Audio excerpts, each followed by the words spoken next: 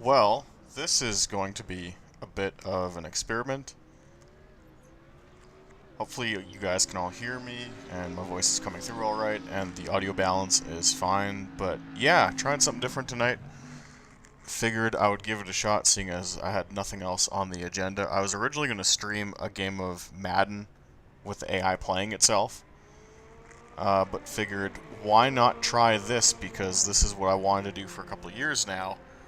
For some of you guys who have followed me over the years, I had a series of videos called PRC Trackside, where I would just give like a static cam shot and just talk over footage of cars just going around the track on a test day, as if we were sitting in the grandstands just hanging out as we would, during a real life practice session and chatting shit about sim racing. That video series spiraled into me having to pre-record the footage, which was admittedly a bit of a pain in the ass.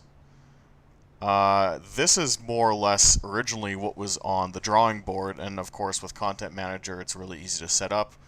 Load into a track day with some somewhat interesting cars, toggle free cam on, go fly into the stands, and just hang out and run it like an impromptu live podcast, like so many podcast hosts do, as if we're sitting in the stands watching an Assetto Corsa test day. And I could have done even more with this. I could have joined like a random like online public lobby or a track day lobby and just watch people wreck the shit out of each other, which maybe we'll do next time. But for the time being, there's some stuff that's probably worth talking about or just chatting shit about in sim racing that has occurred over the last month or so. And I figured, why not try this format and see if people like it. If they will, if they do like it, I'll continue it. It's easier than running like a scripted podcast where like Ted and myself have to sit down and plot out an episode and edit it and cut things up and then render it afterwards. If this works, I'll probably just run this by Ted and this will become our new format. So think of this as a trial run for the format and just chatting shit and interacting with people. It is late. I am kind of on the West Coast, but not really. There's not a lot of people up at this hour, but people are probably at least on the West Coast getting ready for bed and just wanting to hang out and talk about racing sims for a few minutes before they head to bed or head off to the night shift or driving home from work. Any of that is more than applicable for what I want to do, because this is the real life racing experience when you're at a racetrack. When the different classes are running or guys are in their practice sessions or you're just waiting for the evening to start, you just hang out and you bullshit a lot with people. So that's kind of what I'm trying to replicate with this. Again, this is kind of what I wanted to do with PRC, is just hang out and run like a fake live podcast with just cars running in the background. And AC, thanks to Content Manager and the track day functionality, it lets you do that. Especially with all the built-in free cam stuff that lets you fly all over the property. You can kind of do this in Race Room too, but you start running into invisible barriers that don't let you go completely like out of bounds and do all kinds of like neat trackside shots. So we'll be in Assetto Corsa for now. What we're running today, just as we're chatting here, I just threw a bunch of GT cars on the track at Laguna Seca. There's a couple GT2 cars, a couple of GTE cars, mostly GT3 stuff. There's the new Ferrari 488 GT3 Evo that Kunos kind of stealth added in a recent update to AC that like nobody knew was coming. It's just there. So there's that. But yeah, it's a mix of random GT cars. I filled out some of the AI names. There's like a Raven West car in there. I have Ethan Dean's skin from when we ran GT3 on SRS like years and years ago. So he's under here as a Robo Ethan. That's not actually Ethan. He's not running in. I'm not torturing him to run in some like online server I've set up for my shitty impromptu podcast. But yeah, let's talk sim racing. Let's talk racing games. Let's avoid politics tonight. Sometimes I go on those tangents because obviously there's some pretty serious shit happening in the world, and part of the reason I do voice my opinion like on current events, I guess I should say, is because a lot of current events, have nuanced takes to them. They can be discussed and analyzed and broken apart, like the Canadian truckers' protests. I don't think there are two sides to Russia invading Ukraine. I think everyone's pretty much on the same page that war is generally bad, and this is ridiculous what's going on over in Europe right now. So I don't think we need to spend a whole lot of time saying war is bad versus more nuanced political or current events opinions. I hope everyone over there is okay. I hope if you got any sim racing friends on both sides of the border, I hope everyone's okay. It sucks. It's messy. I hope it ends soon. And that's really the only opinion you probably should have on this issue. Wars probably should have been left in the past. We as a species have kind of moved on from this. It's messy, it's stupid nowadays, we don't need to be doing this. And that's really all that needs to be said on that, I guess. So moving on, let's go through the world of sim racing right now. There's two important stories I want to talk about today. And both kind of fall on complete different ends of the spectrum. I'm trying to channel my inner Jim Rome here because it's close to midnight and I don't have a co-host to kind of play off of, but the two biggest stories I want to talk about in sim racing exist on polar opposite ends of the spectrum. The two stories I want to cover tonight pertain to completely different games, two completely different types of racing games, but are currently the two biggest stories in the genre right now, and I want to cover both of them because I think both of them are really interesting, and I think you guys will find it interesting too. So hello to all the early adopters. Hello Nick. Hello Mr. Alex Jones. And hello Mr. Daniel. I am streaming fairly late, but that's just a product of living out in Alberta, and well, with the East Coast being way more populated, you know, people are in bed now, so this video won't reach a whole lot of people. People are probably going to watch it later as like a podcast type thing, but like all the power to them. I've got chat replay and all that fun shit turned on. So the two biggest stories, what are they? The first is that Grid Legends came out. Now, a lot of people when they look at the Grid games, they kind of dismiss them as, you know, not serious racing games. I have a completely different view on that. The Grid series, when you factor in all of its derivatives, because it's gone through about 3 or 4 different rebrands over the years, is one of the last remaining links we have to OG sim racing. A lot of people don't realize that. The game started life as Toka touring cars. And then it evolved into Jarrett and Labonte stock car racing, or what the European guys watching this will know as Toka World Touring cars, but it was a more mass market, all-encompassing racing game that moved beyond just having touring cars on the disc by its third iteration, which was not released on PC, it was a PS1 exclusive.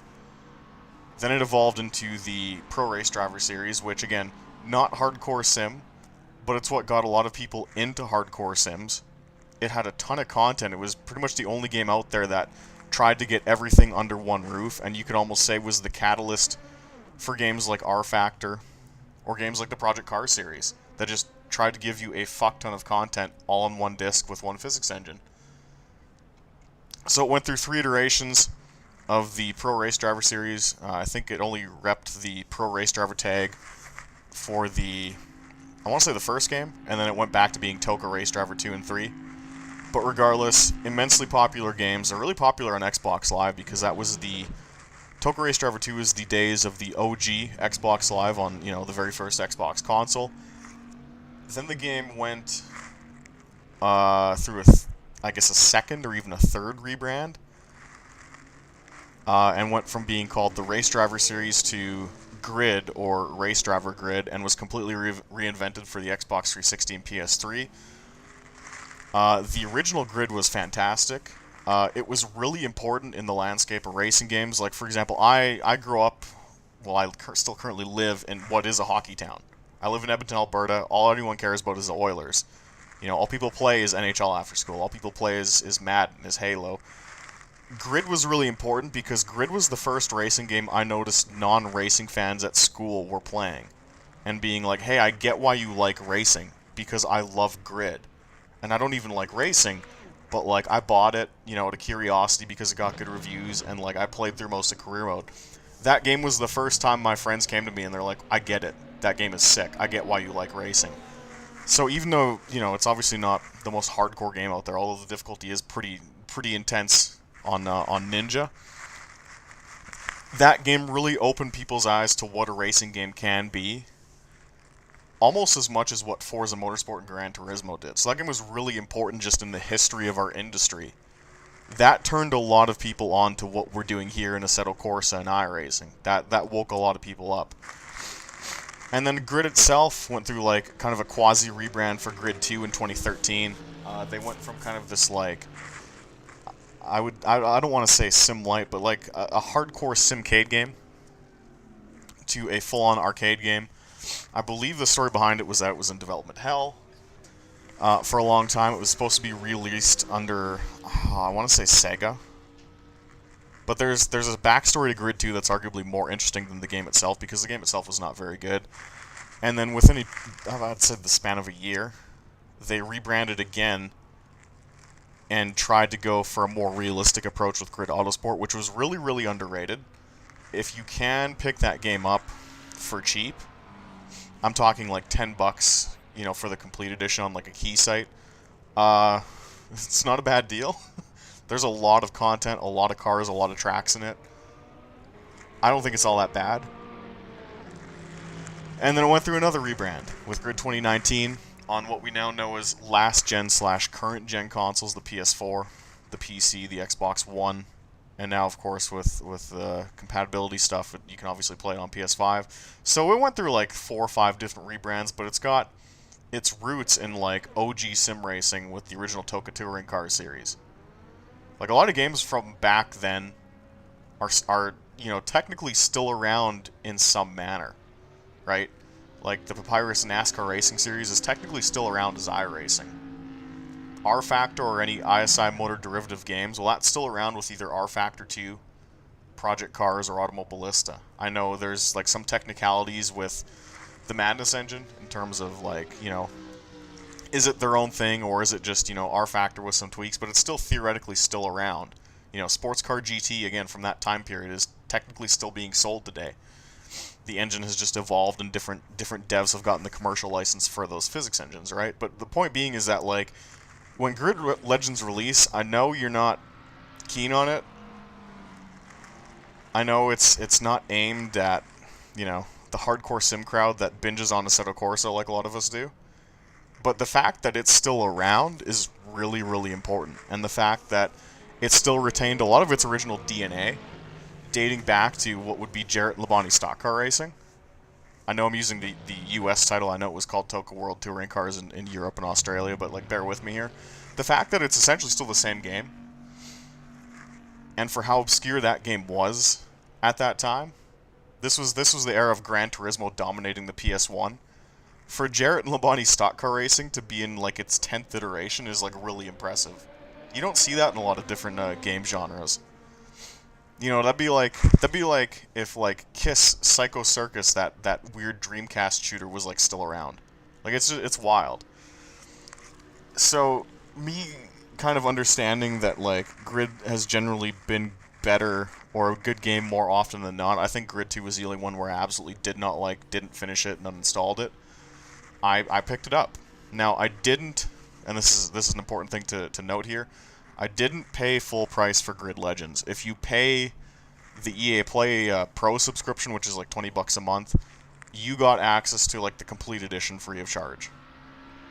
Which, it's not free, right? It's free in quotations in that you're not really paying for the game, you're just paying a different company a different amount of money for access to that game, but like, that's neither here nor there. I essentially picked up Grid Legends for $20. You know, I'll pay EA the $20 to play it for a month. So how do I feel about this game, as Mr. Daniel has asked? Well, Grid Legends as a game is really 2 products in one. And when talking about it like critically, you have to address these products separately, because what you get when you purchase or you rent or you pay the subscription price to play Grid Legends is essentially 2 products. You get a 4-hour Netflix series, okay, and then you get the actual game itself, which is, you know, a standard career mode and online play and you know, the meat and bones of a racing game. So Grid Legends, the main selling point for this release cycle and what the series has shifted its focus towards, they're playing off the Formula 1 game story mode, where the main campaign mode is like this narrative-driven affair.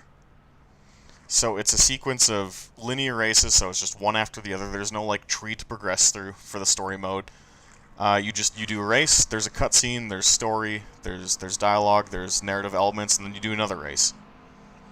And it's built basically like, I don't know, like a generic offshoot of F1's Drive to Survive Netflix series. And Codemasters sunk a ton of time into the development of this narrative piece. It dominates the box art. It's all over the menus. You're always being suggested to play story mode. There's a whole tab for it. Anytime they've previewed the game, they're always talking about the story mode. They're showing the story mode characters and the car liveries and the different career, or not the career events, but the story mode events in the promo footage, which is something you only recognize after the fact.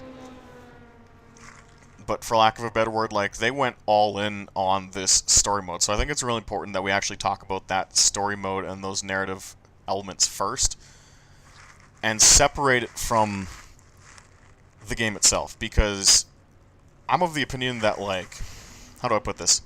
The story mode is fucking crap. But the underlying game they built is really good. That's the short and sweet of it. And I know it took a little while for me to build up to that, but, like, that's why you have to separate it. Because, like, I was left genuinely angry at the end of the story mode. Like, I couldn't believe I wasted, like, 4 to 5 hours on it. But everything else, like, when you're actually driving and you just don't give a fuck about the story and you're playing through the game normally, you're doing online races, you're just wheeling the cars around the track and you're painting cars in the menu, or you're upgrading shit, or you're going through the supplementary career mode, because there are 2 campaigns in the game. There's a story mode with those narrative scenes, and there's a more traditional, like, here are some events to do, and here's stuff you can unlock. The actual game of Grid Legends is pretty good. It does a lot of really good things, and I wish someone would have shaken whoever designed this at Codemasters, because there was probably a lot of people on it. I wish someone would have shaken them and been like, guys, you have a really good, like, realistic arcade racer, just focus on that. Just, like, ignore the story bullshit. Don't pay these actors this money. Don't, you know, invest all these resources into filming this crap. Don't rent a production studio for this, you know, gobs of money. Don't do any of this. Just, you have a great game. Just throw more cars in it. Throw more tracks in it. Just pad the fuck out of it. Ship it with, like, 300 cars. Just, like, every SMS asset that you now own, just cram into the game.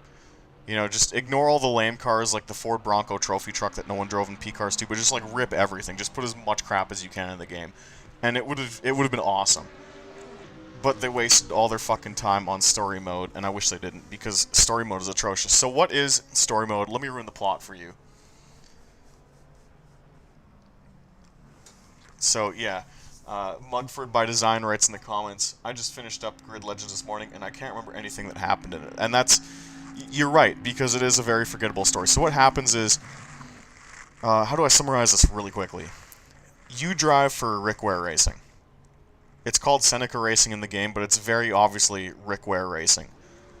It's a little team, they're poor, which doesn't make sense because the Grid World Series, you have to maintain like 40 different supercars and tour around the world like 8 times over in a single season. So I don't know how they're poor in managing to run the series, but that's just one of several plot holes. But basically, you're the second driver for Rick Ware Racing. I think the team's name is Seneca, and you have like very Williams Martini style like liveries. They're ugly liveries, it sucks. And the team sucks, and you get recruited as their second driver. And you have the season of a lifetime, and you keep winning, and everyone's shocked that this little team that could is climbing up the ranks and is going to win the Grid World Series. And then halfway through the season, your teammate, who is a strong Japanese woman who don't need no man, gets in a LMP1, or I guess that'd be LMP or DPI accident, and she gets her leg amputated, so now you don't have a second driver, so now you can't earn points. But then she recovers, and she comes back for the final race, and you win, and you're a superstar, and the evil white men get arrested and go to jail because they were cheating in the Grid World Series. I'm dead serious, that's the story. That's all. It's like a kid wrote it.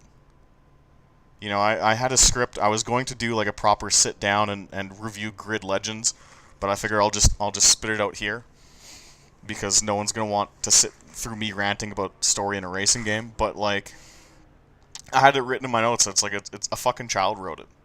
The script is so bad. And it's so simple. It really is just you race for a shit team, and then you start winning, and suddenly you have the season of a lifetime, and then your teammate gets hurt, but then they come back for the final race and you win. That's the fucking story.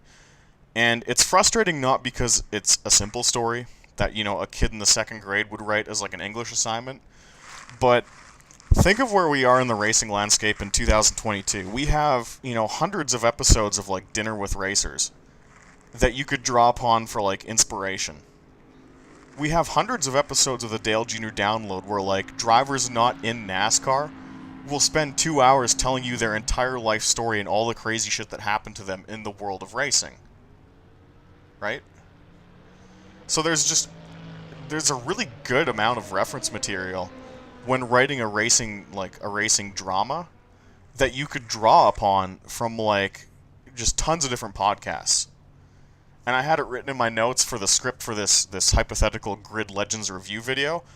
I'm like, hey, like you could work in like a kart/IRL split into the Grid World Series to kind of reference what happened with IndyCar in the mid-90s, and maybe halfway through the game, you know, there's like instability in the series, so like the Grid World Series dissolves, and now you're racing on like hill climb circuits and like street tracks because like, you know, half the drivers defected to a rival series. And you could use, you know, all the stuff that happened with the kart IRL split and work it into your story. And all the racing nerds would be like, man, that's really cool. Like, that you reference that and you put your own spin on it. That'd be really neat, right? You could draw upon, like, let's say, you could draw upon what happened in drag racing in the mid-2000s with Evan Knoll and Torgo Racefuels. Drag racing was in some serious shit in the mid-2000s, and it was well documented. Torco Racefuels was a tax fraud scheme. The founder of the main sponsor for the IHRA drag racing series went to jail. So like you could work that into a story for the Grid story mode of, hey, like Grid World Series was sponsored by like this mysterious Oxy fuel brand, and then like, oh shit, like the guy running Oxy went to jail and now the series has no money and everyone's fucked, and what are we gonna do? That would be a really cool story to work into the game. Because that happened. And there's court documents online with, I believe, Doug Foley's race team where he like intricately lays out how much he got fucked when that guy went to jail. All these little interesting things that have happened. Or how about you could even work in the coronavirus aspect. You could start like a hypothetical Grid Legends story mode saying like, hey, the Grid World Series isn't popular anymore. The series almost folded due to the coronavirus, and it's now like, instead of this like globe hopping, you know, like international racing series that uses a different car in each race, it's now a Ferrari F430 spec series because nobody has any money and all the main teams folded because of the coronavirus. And it's your job throughout story mode to pick the cars we're going to race, the tracks we're going to race at.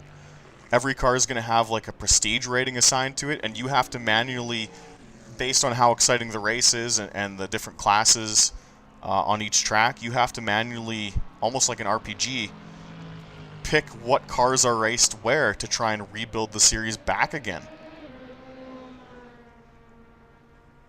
Again, there's just so much cool reference material and crazy racing stories out there that are explained in full in just like a variety of racing podcasts that could have been used as like really good reference material. Really good reference material because it happened. Real racing stories are fucking crazy, right? And what they settled on, in spite of all this great reference material to build a plot around, was something that like I would have written in the second grade. I got signed by this shitty team, and then I won all the races in career mode, and then my teammate got hurt, but then her leg healed and she came back for the final race, and we held hands and everyone clapped, and we won the big race at the end of the season. Like that was, how much money did you spend on that? Like that is something like you could get stoned and go right when you're on the shitter. Like it's just sad. So that was really my main gripe with the story, is you had an opportunity to make this actually quite interesting, and you had great reference material everywhere you looked. Because racing podcasts are now getting really big, and you went with something so stock and ridiculous and boring and contrived. Nick Earl, yeah, Grid Legends just came out like a week ago. So, moving past the plot, because the plot is just, it's stock, it's vanilla, it's boring, it's dumb, it's bland. They actually filmed a fair bit of scenes for this. I mean, every single race, there's 36 races you do in story mode. Every race has a bumper. There's always an opening scene to it, and the scenes last like between like 2 and 3 minutes. So if you start doing the math, they filmed like close to an hour of material, and who knows what got left on the cutting room floor. Like, it really is its own.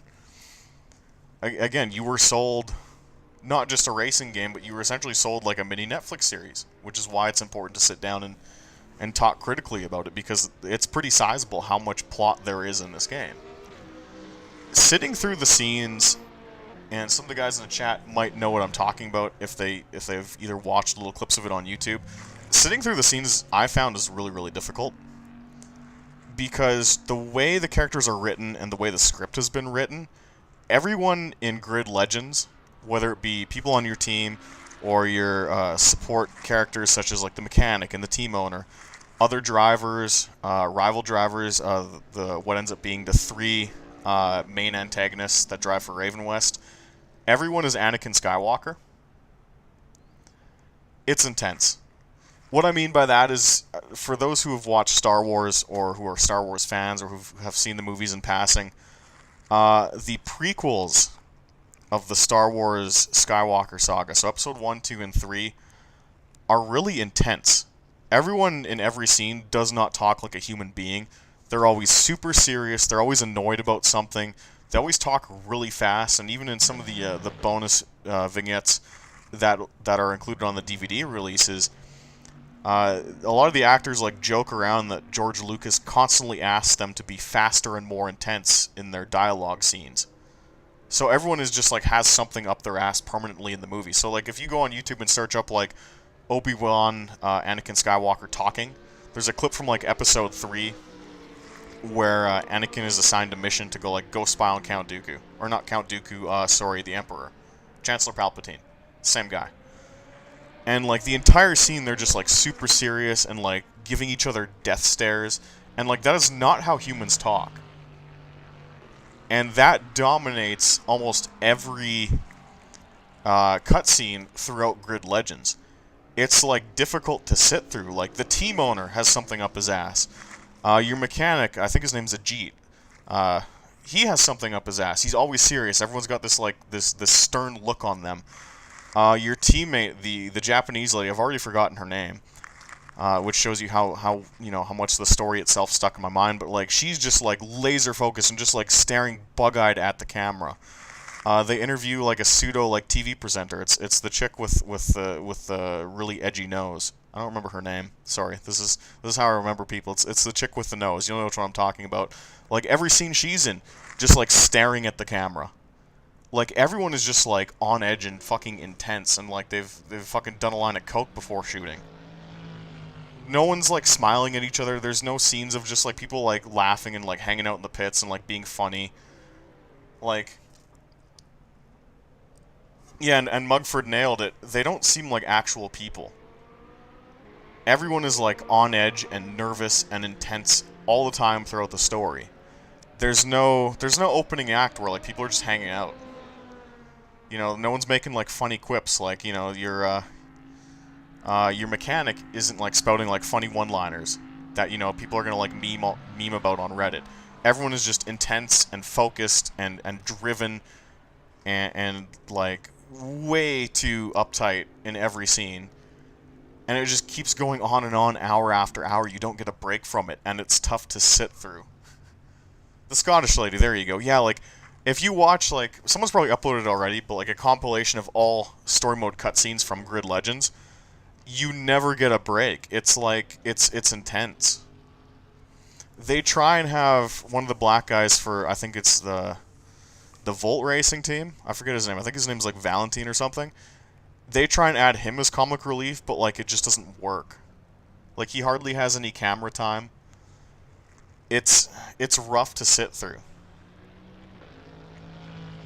Like, race car drivers, like, if you watch, like, IndyCar behind-the-scenes stuff, or, like, NASCAR behind-the-scenes stuff, like, they're funny. They're laid back. They're carefree. They have their own sets of hobbies. You know, they look normal. This. I'm going to touch on this, you know, coming up in another topic. But like, they look normal. They're normal dudes. They just have the coolest job in the world, and like, they're happy about it. And maybe like after a race, they're probably pissed off at the results, and some guys get a little more uptight, I should say, if a race doesn't go their way. But like, they're really colorful. No one is colorful in Grid Legends. Everyone's angsty and uptight and anxious and driven and intense, and it just doesn't work. And it just keeps going on, like cutscene after cutscene. You don't want to watch them anymore, because it's just, A, it's not how people talk, and like, B, it's really unnerving.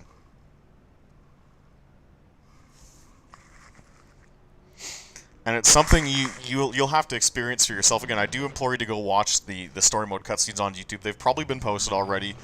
You'll know exactly what I'm talking about. It's like the really boring parts of Star Wars.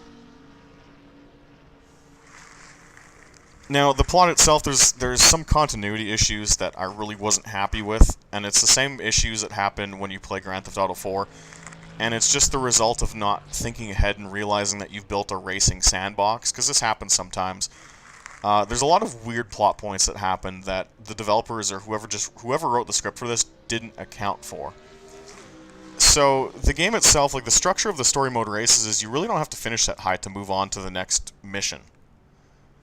Like, you're rarely asked to win a race. Like, a lot of the requirements to move on to the next phase or the next scene, I guess, are like finish 10th in a 22 car field, right? So that's fine. But the story doesn't really anticipate like someone like me driving. And like, I hate to like jerk myself off here, but like, it's true. It doesn't anticipate experienced players coming in and winning every race on the highest difficulty. So I'll give you an example. In the back half of the game, once you make the main Grid World Series, like, I won the first race of the season at Suzuka. I won the next race. I won the race after that. I won like the first 5 races straight up. Like, finished P1 of 22 on Legend difficulty. And then there's a mission where it's like, your crew chief Ajit is like, man, like, I think Raven West, your rival team, is cheating. We can't keep up with them. Do you not realize I won the first 8 events? Right? And then you end up going into a mission where you have to shake down your car because he doesn't believe Raven West's pace is legitimate. He thinks they're cheating and they've installed something on their car. And it's like, my man, like, I'm leading the point series, which it never actually shows you to keep the plot moving forward. But like, I've won 8 races this season. I don't think Raven West are cheating. And yet the plot diverts to this, hey, Raven West are cheating and we're losing to them. It's like it didn't account for the fact that I was winning races. And that happens a lot, not just in Grid Legends, but it's something that happens in a lot of video games with open worlds. GTA 4 is a really good example of this, where Niko Bellic really loathes the fact that he's partaking in organized crime, and he'll voice this like at several points, just sometimes when you're free roaming. So he'll be like apologizing for like running a single person over and being like, "Oh, I can't believe I did that," in his like Balkan accent. But it's like the 8th police chase you've went on that day, right?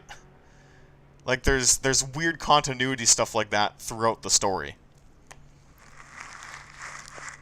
And it's like they didn't prepare for like people playing their game a certain way or people just being good at their game. And you can kind of tell that that's the case because the requirements to move on to each chapter, or to each story mode phase, I should say, are just so low, right? Like, most of the races, it's like finish 10th or above, so you kind of know what's going on there. They really want people to play through it, and I guess fail upwards. Where even if you're just complete dog shit at the game, they want you to be like, well, just drive 3 laps around the circuit at like half speed, and we'll push you on to the next story element anyway.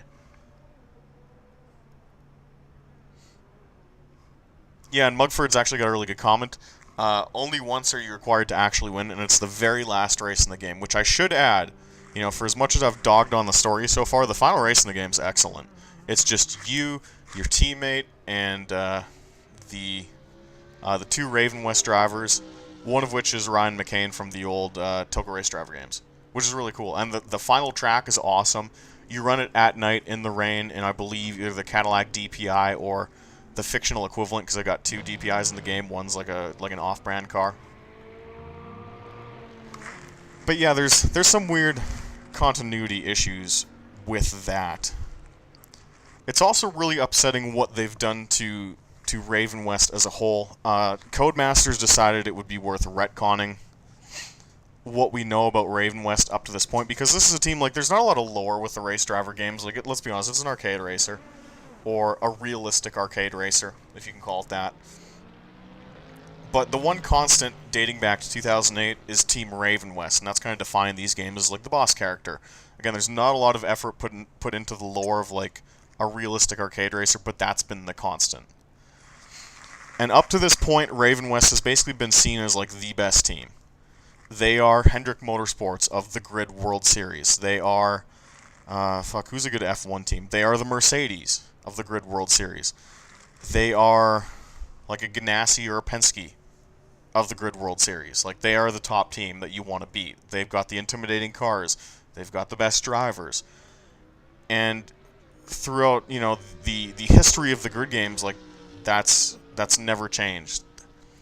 They are retconned into cheating pieces of shit in Grid Legends. So the first, I would say, 85% of the story, the primary driver for Raven West is Nathan McCain. Ryan McCain, who you played as in the original Pro Race Driver on PS2 back in 2001, is the team owner. And there is a strong Latino woman who is the second driver. I don't remember her name. I think it's like maybe Laura Carvalho? Does that sound right? You guys might have to correct me in the comments.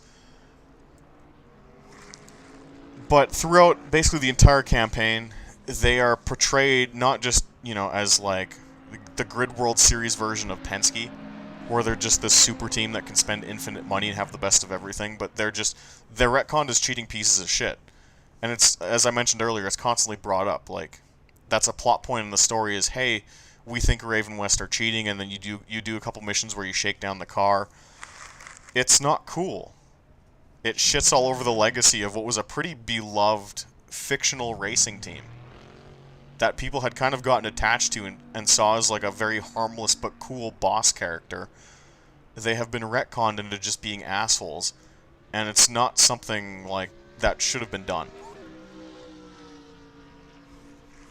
Now, this all culminates in the game's very last act, where Laura Carvalho, the strong Latino woman who don't need no man driving as the second driver, quits because she's pissed off that she's been relegated to the number 2 driving seat. She's basically the Valtteri Bottas of Raven West, where she's never allowed to win anything. And basically with 2 races left in the campaign, or maybe it's right before the final race, she quits the team and exposes them as being cheaters. And I forget exactly the parts they claim that Raven West is using. I believe it's like steering assist and a second power unit. So they're basically running KERS boost on all the cars, as well as steering aids, which I don't even know how you do at this point. I don't even think that's possible. So then for the final race of the game, you get to race Ryan McCain and Nathan McCain, who, you know, that's kind of neat, you know. Ryan McCain is a name people have known close to 20 years if you followed all of Codemasters' various racing games. So it's kind of a cool way to end the game. But they get arrested at the end of the game. And it's not for Nathan McCain causing the crash that injures your teammate and causes her legs to get amputated. It's for cheating in the Grid World Series and running steer assist and illegal KERS boost. So after almost killing someone, that's not the issue. The team gets basically upended because of you ran KERS boost. It's stupid. It's unbelievably dumb. And it ruins the legacy of what was a harmless, essentially an all-star team across like close to 2 decades worth of games now. It was a retcon that nobody asked for.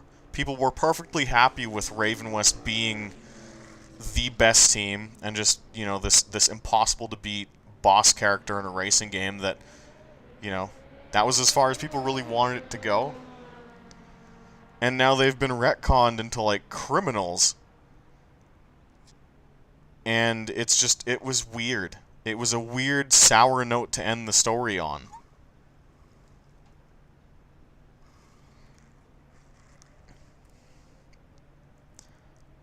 And it pissed off, I mean, even in the YouTube comments on my, just, like, stock gameplay footage of the final race, like, people were, like, genuinely mad about it.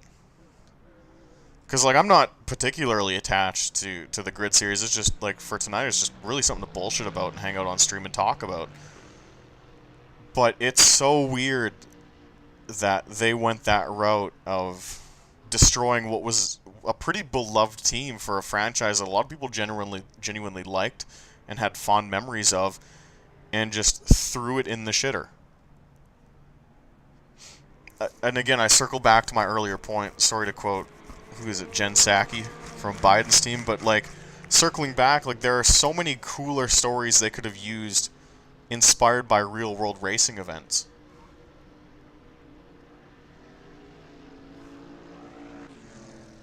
And instead, they came up with what is, like, a children's, like, Saturday morning cartoon plot. It's bizarre. And yes, Trackmaster914, according to the story, they brushed off attempted murder, but using steering assist is just too far. That's, from what I've read in YouTube comments, and from me playing through the story myself, like, yeah, that's the conclusion a lot of people were drawing. And people were just like, what the fuck? Like, it's bizarre. It's like no one... It's like the script didn't have a second draft. They just wrote it once. Or even just wrote the basic plot once and went, yep, that's fine, and no one ever questioned it throughout the entire dev cycle. And they went and filmed all these scenes, and they went and you know, did the audio overdubs in case an actor flubbed their line, and they rendered the scenes because it's filmed... The way it's filmed, it's not on set, it's all green screen. So, like, the paddock area scenes and stuff like that, that's all green screen. So they rented out the studio, and they went through this whole process of filming what is essentially a TV series. I believe, again, the runtime is probably around, like, 44 minutes of all the cutscenes total. And no one stopped to be like, hey, the way this ends is ridiculous. Do not do this. That hurts my brain. And I say that as an indie author. You know, like, I could be just sitting here, like, you know, saying bullshit and, oh, I could do it better. Like, well, I have done it better. I got the Amazon reviews to prove it. This is the dumbest way to end this story. Now, the other issue that is going to get me in trouble to talk about, admittedly, so I have to tread lightly on this topic, but if I define it right, I won't get in as much trouble, but the world building in the game is really poor.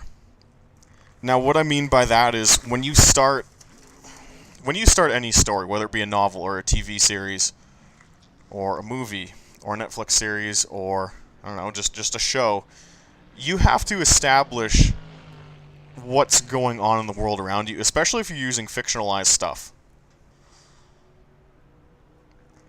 The world building in Grid Legends is pretty much non-existent. So let me give you an example of world building. Like in my novel that I've got sold on Amazon under a fake name, like the first 2 to 3 chapters, like nothing really happens.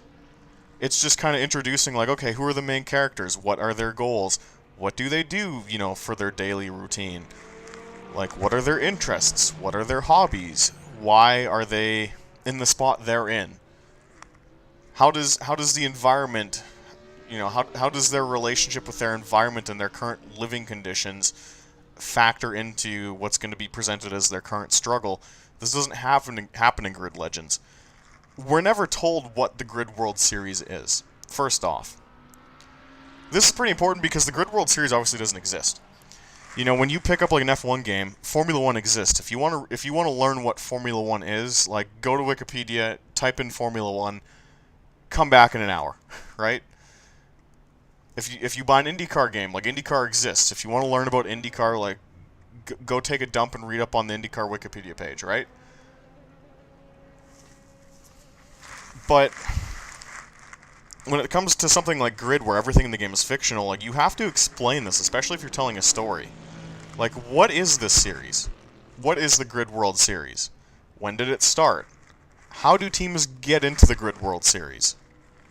How can a racing series, because it's not F1 where you just have one car, how are these teams able to afford fielding 40-plus cars? Because the way the game is presented and the way the Grid World Series is presented inside the story mode is it's very similar to SRX.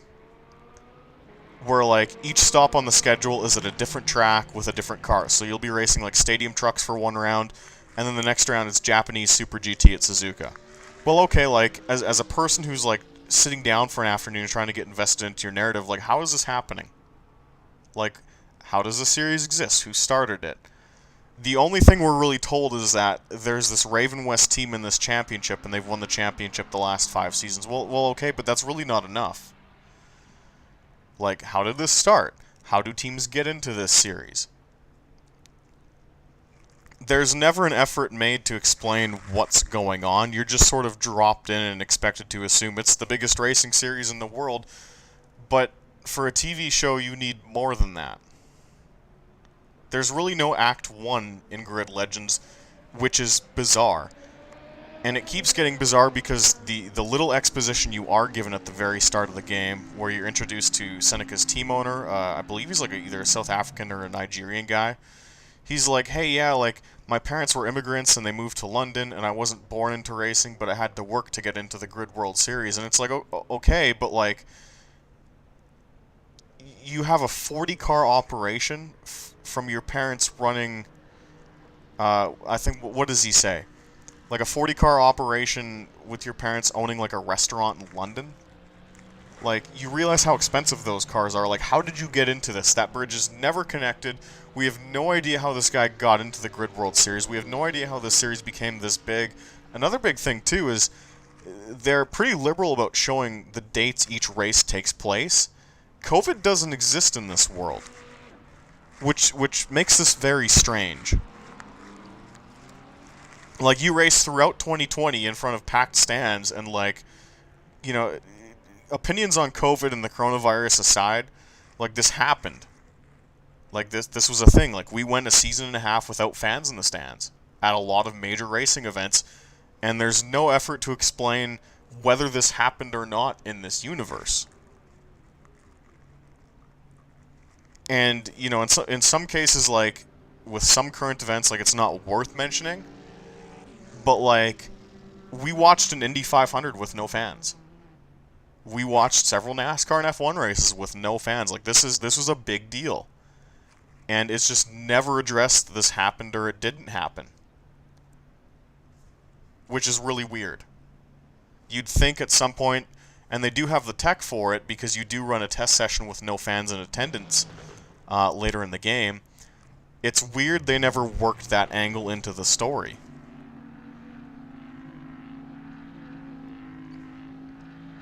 The other issue with the world building is the teams and the backstories behind said teams. So your Grid World Series race events feature I think a grid size of 22 cars, which I think means there's 11 teams in the Grid World Series, with each team having 2 cars on the grid. Gotta stop saying grid. And like, okay, that's cool. Like, it's structured like F1. Like, I'm a race fan enough where I can understand what you're doing here. But every team is treated as the Washington Generals or the Washington Federals, I forget what it's called, where they are designed to get the shit kicked out of them. They're not designed to do anything. So there are 11 teams, I think, in the Grid World Series, and you're never introduced to them, which I find really odd. Like, part of what makes F1 really fun to watch for the people who follow it is that, like, each team has this, like, really interesting, deep backstory as to why they're there, the kind of budget they have, the people who fund it, the people who are running it, the drivers they hire. This is really never expanded upon in Grid Legends. You're really only told about Raven West, and all of the other teams are just there. You're not even told their names. And I'm dead serious. And okay, Jonesy got it. The Washington Generals. It's like the entire field of cars are just the Washington Generals. They're just there to exist and do nothing and get beat by you. And it's bizarre, because it's really shit world building. They want you to try and get invested in, again, the guy's name is Valentine, and he drives for, like, Volts Racing. But, like, there's never any care or attention paid to the fact that, like, hey, there's 18 other cars on the track. Like, who are these people?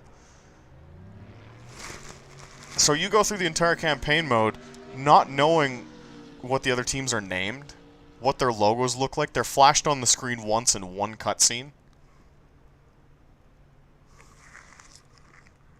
And it's just really shit world building. And it's also hard to tell, like, who these teams are because of the diversity angle. And I'm going to get in shit for talking about this because, like, it's the elephant in the room, and it's what we're not supposed to talk about because it's seen as mean, and people will twist this and say I'm bigoted and racist. But I'll put it to you this way. When you watch F1, even if you've never watched F1 in your life, you understand pretty quickly that Ferrari is the de facto Italian national team. When you beat Ferrari in F1, if you've never played an F1 game in your life, you've never followed the sport, you know immediately that when you beat the Ferrari team, you beat the Italians. Does that make sense? You know, watching NASCAR, and you can pick up on this, certain teams hire certain types of drivers. Roger Penske will always hire young family guys and force them to cut their hair short. Everyone who has ever driven for Penske in the past 20 years looks exactly the same because he hires one type of driver. When you look at Rick Ware Racing, which is on the other end of the NASCAR spectrum, it's literally Rick Ware's kid and whoever's available of, like, the free agents. Does that make sense? So even if you don't know anything about the sport, you can look at certain teams and infer by their name, their logo, what the car looks like, the type of cars they use, right? You can infer the team's background. Of course, that'll boil down to the drivers themselves. Not trying to be bigoted or racist, I'm just making very basic pattern recognition observations. When you race against an Audi team in, like, a sports car game, they're typically going to have German drivers. When you play a NASCAR game, even if it includes, like... Oh, I'm getting text now. Even if it includes fantasy drivers, most of the fantasy driver names in, like, a Papyrus NASCAR game, they're all going to be American. Right? Does that make sense? And do you kind of see what I'm getting at? So even if you're, like, relatively new to the sport, you can kind of infer each team's backstory just by their logo, their identity, the car brands they run if it's, like, a sports car game, where you have an option of, like, 15 different GT3 cars like we do here in AC. You can infer stuff, and it kind of fleshes out the series and gives it, like a very tangible identity, gives the teams an identity. Because Codemasters went so hardcore on the diversity side of the casting and even the AI driver names, none of the teams have any tangible lore other than Raven West, which means the world building is really shit.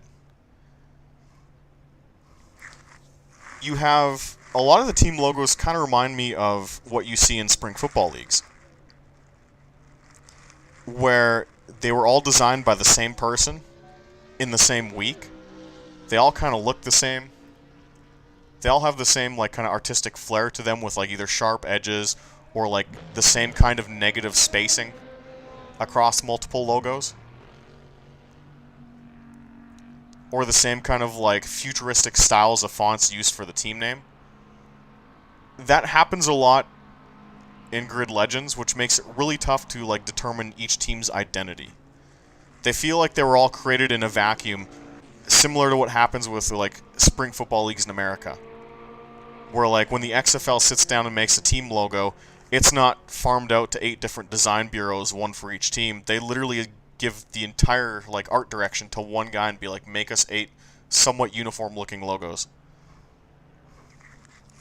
So as a result, that makes it really hard to get invested and buy the world Grid Legends is selling us, because every single team looks like a pseudo spring football league team, or like an esport team that was all created in 2021. You can't tell, like, the history behind each fictional team. You can't tell, like, what nationality they are. You can't tell how long they've been in this fake Grid World Series. The way you can with, like, Formula 1, right? You look at Ferrari and you're like, oh, like, they've been in this for like 70 years. They've been there since the start. It's very obviously full of Italians. It's very obviously based in Italy. everyone is named like Giuseppe or like some stereotypical Italian name. Like there's none of that in Grid Legends. So it's all these like very contrived teams. And it makes it very strange too, because like even down to the AI drivers, the drivers not featured in these cutscenes, just the drivers you race against on the track, it feels weird. What I mean by that is like IndyCar is typically, you know, like historically has been a haven for people from South America and Australia. Like IndyCar's history, whether it be kart or IndyCar itself, is like full of guys from like Brazil coming in and just dominating. Helio Castroneves, not Franchitti. There's another one, Gilles de Ferran. IndyCar is like a dumping ground for guys who didn't make F1, but primarily with a focus on like South America and Australia, which is really cool. So like, it's very weird to be racing in Grid Legends, like equivalent to the NASCAR Craftsman Truck Series, because you do run a few races in like their off-brand NASCAR Truck Series truck, and it's like you're racing against like Chinese ladies in the NASCAR Craftsman Truck Series. Like, it's weird. It's very weird. And because of that, like, you can't really tell, like, what world this existed. You're not given any, like, lore behind the teams. The drivers list, like, it's hard to, like, care about them. It's hard to find people you like and don't like. It's very contrived, and like Mugford says, you're not really given any reason to care about these people. They just sort of exist as almost like random names and team backgrounds. When, like, it's been done so much better in other games. One of the games I'll bring up is Blitz the League, which I'm not sure if you guys have played this, because this isn't really a sports channel, so I don't expect to have a lot of sports game fans like following me. But Blitz the League had to essentially create an entire fake NFL league. And they really sat down and made sure there were no Washington Generals. Every single team had a backstory. Every single team had a logo that was slightly different from each other. Some were just like really generic crests. Others, you could tell they were kind of going for that like late 90s, early 2000s expansion team look. Every team had like key players that were usually based off like real NFL stars with the names changed, but like they were given a personality. They were given a backstory.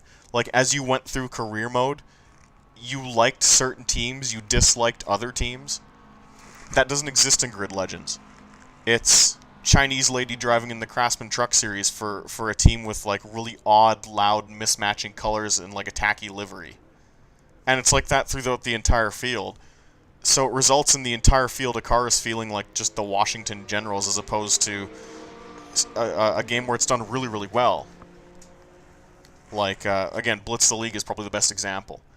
They said, hey, you know, there's 18 teams in this league. We got to make sure every game the player plays, even if it's like a shit mid-season game against like a backmarker team that never wins, they're going to have a stadium. The stadium's going to have lore. The jerseys are going to have lore. The jerseys were going to try and mimic a specific era in professional football to kind of give off the idea that, hey, this team's worn this jersey for 10 years. This is a team's new jersey. This team's only been around 2 years. This team was an expansion team last year. So their logo is going to look a lot more modern and sleek than a team that's been in the league for, let's say, 40 years. Grid Legends doesn't do that. It's the Washington Generals effect, and it makes this, alongside the shit world building and never quite explaining what the Grid World Series is or how people get into it. It's just sort of there, and you're thrust into the middle of it. It's really bad writing. And I know I've kind of rambled on that for a bit too long, but like, guys, it's for the amount of resources they spent on that and how much they try to get you to care about the story and how much effort they went through to promote this game as like a narrative-driven experience, and that to be the primary reason you should try out the game. They got pretty much everything wrong. There was no attention to detail where it needed to be. And again, I point to stuff like Blitz the League because, like, the idea of putting a story in a racing game or a story in a sports game is not a guaranteed failure. When it's done right, it's a game people remember like 18 years down the road because they're like, that was fucking cool, you know.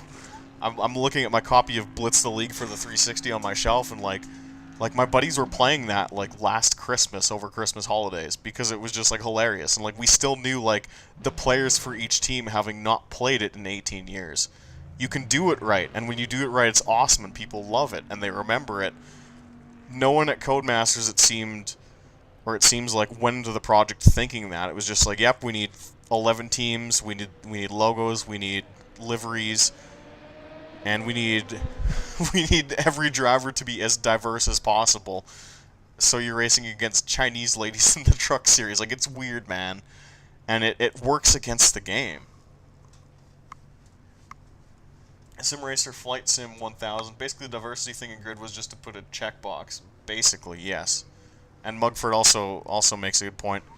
There's just nothing there. Yeah, like, again, if you're going to go to that much effort to put a narrative piece in your game and film all these scenes and hire these actors and make the story, like, the central part of the game, like, the box art is the main characters. You know, there's not even, like, cars on the box. It's just, like, their heads and then, like, the little tiny cars underneath, right? To put in that much effort to make a narrative experience and then, like, not write anything and not flesh out anything is just weird.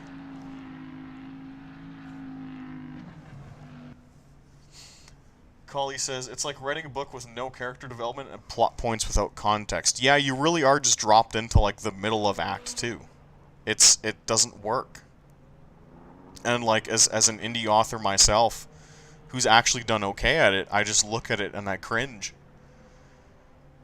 That being said, for all that I've shit on regarding the story, what if I told you the actual game's pretty good?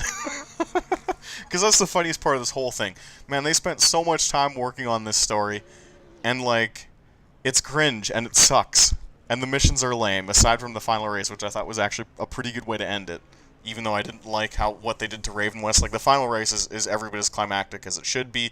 The track's really cool, the car selection's good, the weather's cool.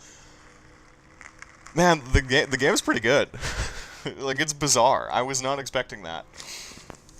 So let's get the obvious out of the way. Codemasters games, whether you're playing Dirt Rally 2.0, which is like the hardcore sim end of their spectrum, or you're playing something like Grid, they all use Side Force as like a hidden driving assist, at least in my opinion. I don't know this for sure, so like don't quote me on it and be like, he knows, he used to do contract work for a company they once owned, because like I don't. But it's something my buddy Ethan Dean found, who is turning laps as Robo Ethan right here, that just drove in front of us. But basically, like, the way Cody's adds more grip and makes the cars easier to control on the limit is essentially what NASCAR was doing with the Gen 6 cars late in their lifespan. So it's not unrealistic, it's just, they just crank up the value. But Side Force and Grid and Dirt Rally is definitely more than it should be in real life, so you can yaw the car out and the air will physically catch the car. Because the side panels of the car act like an up and down or a vertical wing. So essentially the cars all have massive vertical stabilizers on them. It's like you're driving a sprint car. You just can't see the top wing. So, like, let's get the obvious out of the way. Yeah, there's a bit more grip than there should be. And you can yaw the car out and do, like, some ridiculous things if you get crossed up, and, like, you can feel the air catch the car. At least I can. Aside from that, game drive's fine. Game drive's pretty good, actually. What I fixed, Grid itself is designed out of the box to play up on the increased side force. And what I mean by that is they make the steering really twitchy by default. So when you yeet the car into the corner, it over-rotates on you, but the side force catches the car, so you just rock it around the corner. What I found to do to make the game drive closer to what I would expect from like a proper racing sim is I just increase the steering. I think it's called the steering linearity. There's basically one slider that you can adjust that's like your overall sensitivity / linearity slider, and I just went to +7. So I was having to turn the wheel more through the center of the corner, and like on par with what I'd expect from like AC or like a traditional racing sim. And, like, it fixed, like, 90% of my problems. It's still, like, a little gripped up, but, like, it went from the car, like, yeeting all over the place and, like, oh, Jesus, like, that turned in like a motherfucker, and, you know, I'm leading on the air to, like, hey, like, car's actually kind of got a bit of understeer now. It's pretty good. It's just something you have to go into knowing that, like, it's not super realistic, but, like, I was having fun with it. I banged out career mode, or well, I should say story mode, in a single evening. Because, like, even though the story was cringe, I was genuinely, like, not hating how it drove.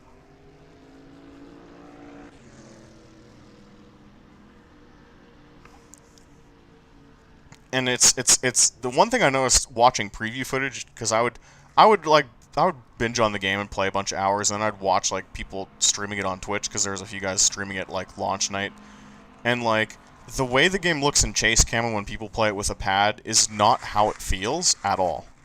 It's really bizarre.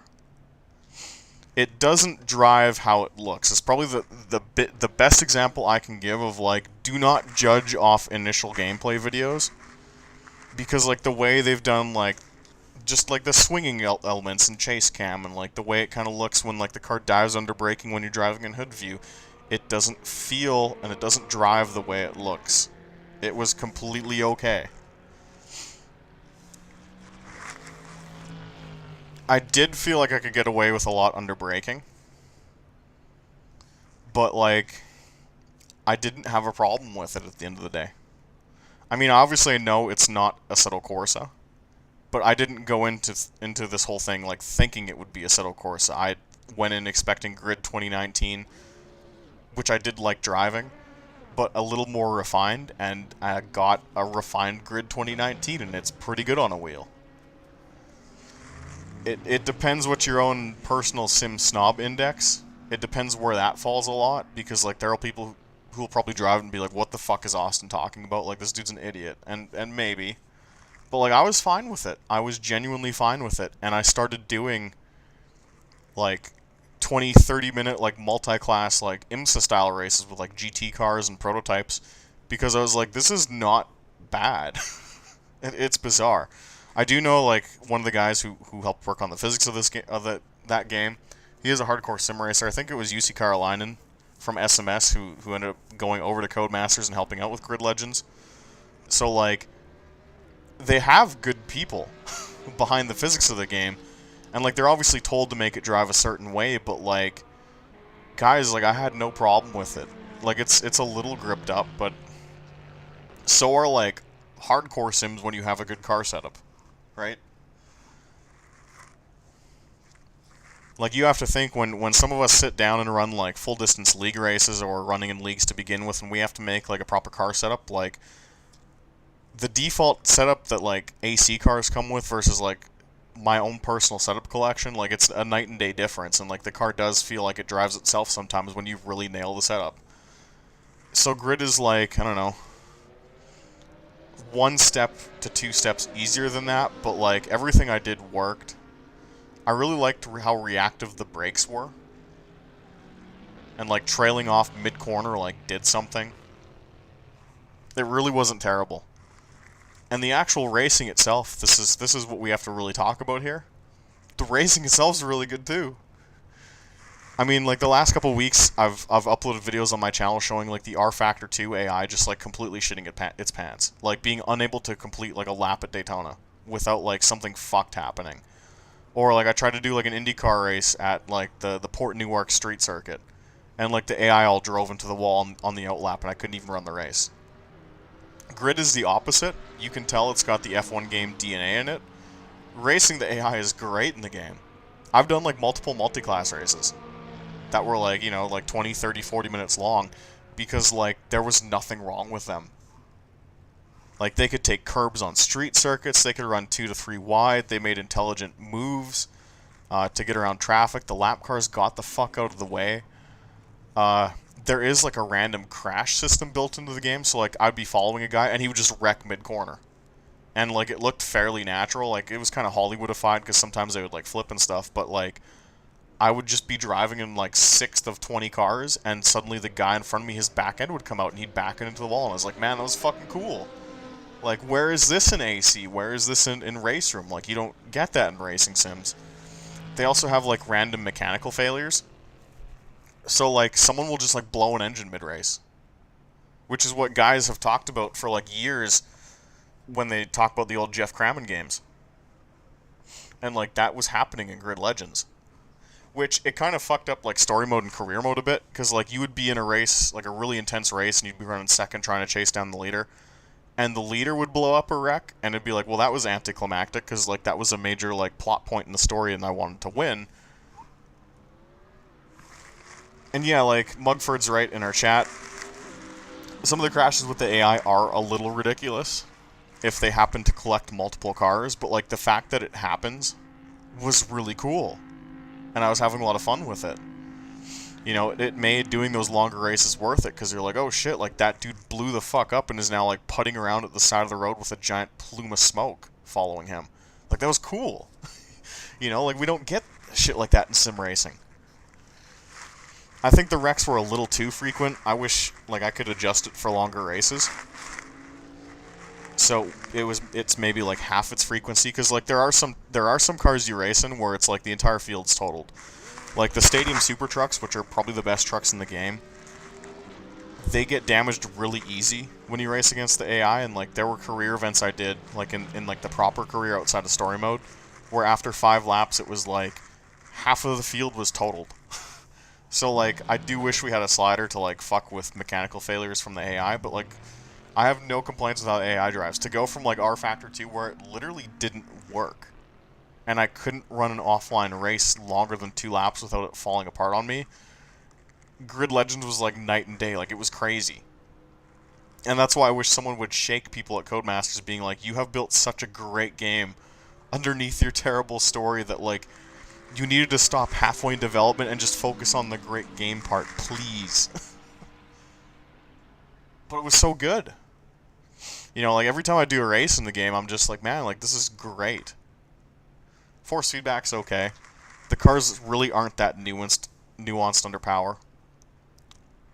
Like, I did earlier tonight, I jumped in an online race with some guys running I guess it would be GTE cars at the Yokohama docks, and, like, I could just flat-foot it off the corner. There's not a lot of nuance to it, but, like, you can still overdrive the front tires. You still have to brake for corners. Like, it's not on rails like Grid 1 and Grid 2 were. It's, like, kind of like, think of how realistic the F1 Codemasters games are, and then, like, a step more arcade. But, like, it's not crippling.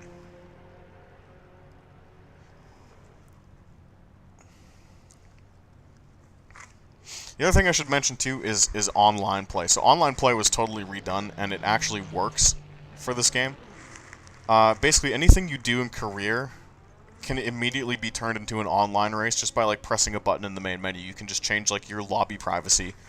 So, like, when you go select your, like, proper career mode event and, like, press X to start it, if you have your privacy set to open, it'll launch a multiplayer lobby so other people can just jump in and race with you as you go through career, which is pretty base, because if you have a friend who also braved the story mode and likes the underlying game in Grid Legends, you can do all of campaign co-op, or all of the career mode co-op.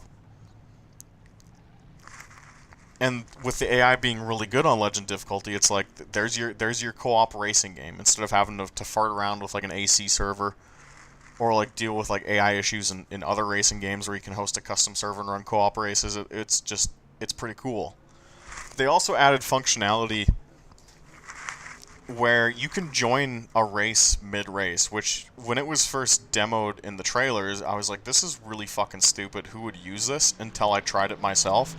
So basically, like, you know when you're in a server browser and it'll be like, oh, this lobby has 7 of 22 people in it, so it's kind of big, but they're in the middle of a race, you can now join that session, and it'll throw you into an AI car on the track, and you can just, like, start racing immediately. And if you time it right, it'll be, like, 2 corners into a race. So instead of having to wait, like, 8 minutes for that race to end, you can just press X, join their session, and it'll throw you in, like, the 5th place car. And the first time it happened, I'm like, okay, that wouldn't work in a major racing sim, like ACC or AC or anything like that. But like, for the type of game this is, that's pretty fucking cool, and I enjoy that I don't have to just like wait and twiddle my thumbs, because like some hosts are pieces of shit in games like this, where like they'll host one race, and then that race ends and they'll just kill the room, and it's like, well, I waited 5 minutes for nothing. This solves that problem. It's based. It works really well. It's not a feature I ever knew I wanted, but it works and it's cool. And like, it means you do a lot of online racing.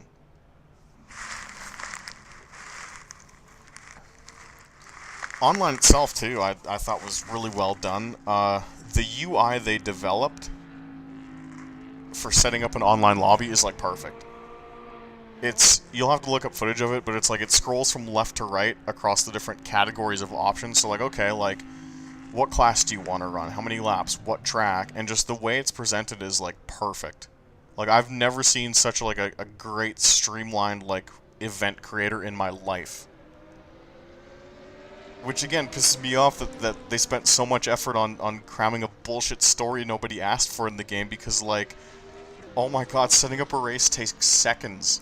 It's crazy. Even if you want to do, like a proper, like, IMSA multi-class race with you and your buddies, it's literally, like, 10 seconds to set up. It's amazing. It's the best UI I've ever used in any racing game ever to create a server. It's so good. And it's buried under this, like, mess of a weird, like, pseudo Drive to Survive story that nobody asked for. Like, it's just that's how I feel about the game as a whole. Is just like, there's so many little good things that they did that, like, people are just gonna ignore because they're like, I don't want this. I don't want a racing game with a story in it. This looks stupid. It's really, really well done. Like, I wish I had more friends that, like, played the game as well, because, like, setting up races along with, like, the join in progress stuff, like, I don't know, like, me and Ethan, let's say, for example, could, like, host a race in Grid Legends and do, like, an IMSA multi-class race, like 30 laps around, like, some, like, London city circuit. There's a lot of city circuits in the game. So, like, we could get started, and then, like, 2 laps in, someone's like, oh fuck, I missed the start, but, like, I'll just jump in as, like, one of the prototypes, and oh, I'm running 8th. Okay, 3, 2, 1, here we go. Now I'm in the race. Like, that's cool. There's so much cool shit that they did in terms of, like, quality of life stuff and, like, UI changes and just, like, little things here and there that were just so fucking cool. The only thing I don't like, though, is the career mode progression itself. I thought Grid 2019 had, like, the perfect progression. Like, you can, all it is just, like, you're giving a sum of money to start the game. You pick, you know, a series where you can purchase a car that you can afford, and then you just blaze your own trail. Like, you can literally do any event in any order, you know, wherever you want. I mean, there's still limitations. Like, there's still, like, event trees where it's like, if you want to go through, like, the stock car one, or the stock car tree, like, you have to start on, like, the leftmost event and then work your way across the board to the right. But, like, you can basically, like, treat the game however you want. Like, you can drive exclusively GT cars in career. You can drive exclusively, like, stock cars. They've changed progression here, where they want you driving a bit more different shit.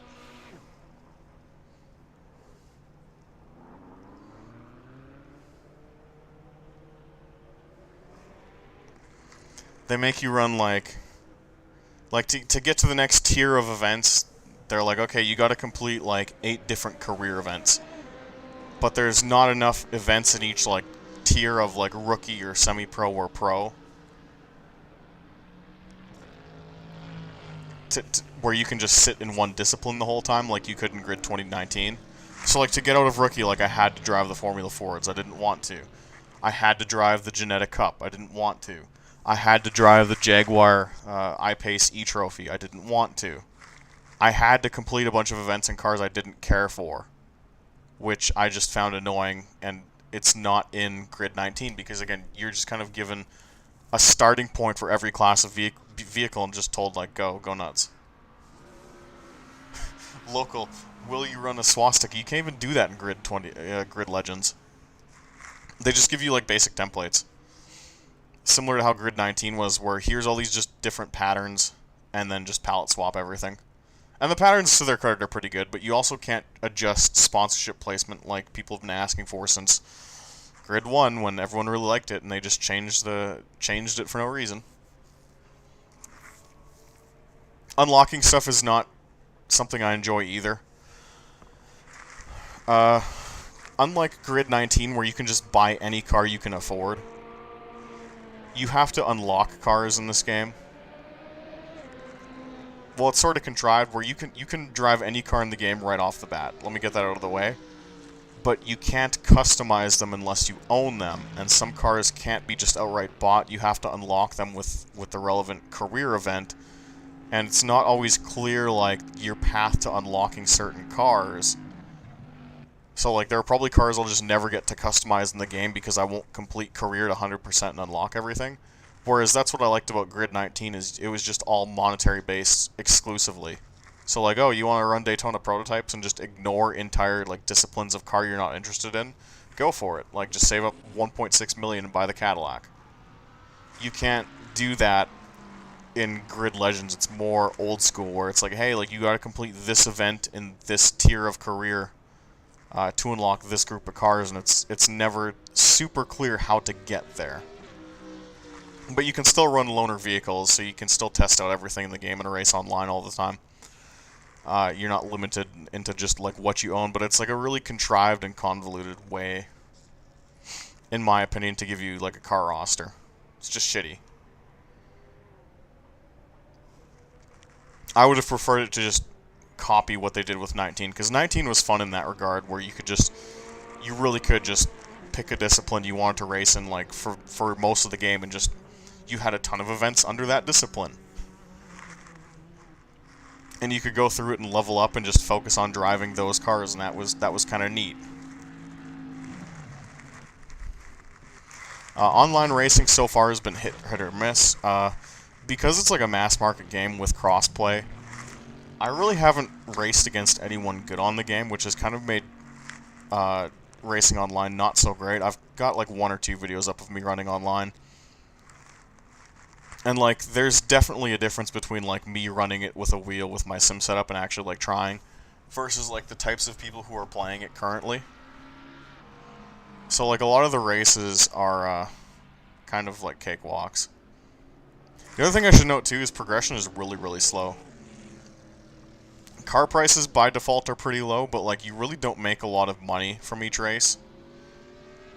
Even with like the difficulty cranked up, like, you make a few grand at a time, and cars cost around 50 to 100 grand. So like, it's pretty grindy. You also can't, compared to Grid 19, you can't hire your teammate. Like, you can't pick the exact person you want on your team. But you can buy like perks for them, so you can improve like their consistency or their like wet weather driving. But like, once you buy those perks, like, they're permanent.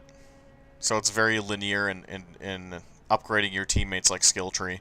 So it's kind of boring in that regard. Like, you can't simulate like running like an IndyCar team where you hire some like ungodly fast like Brazilian, right?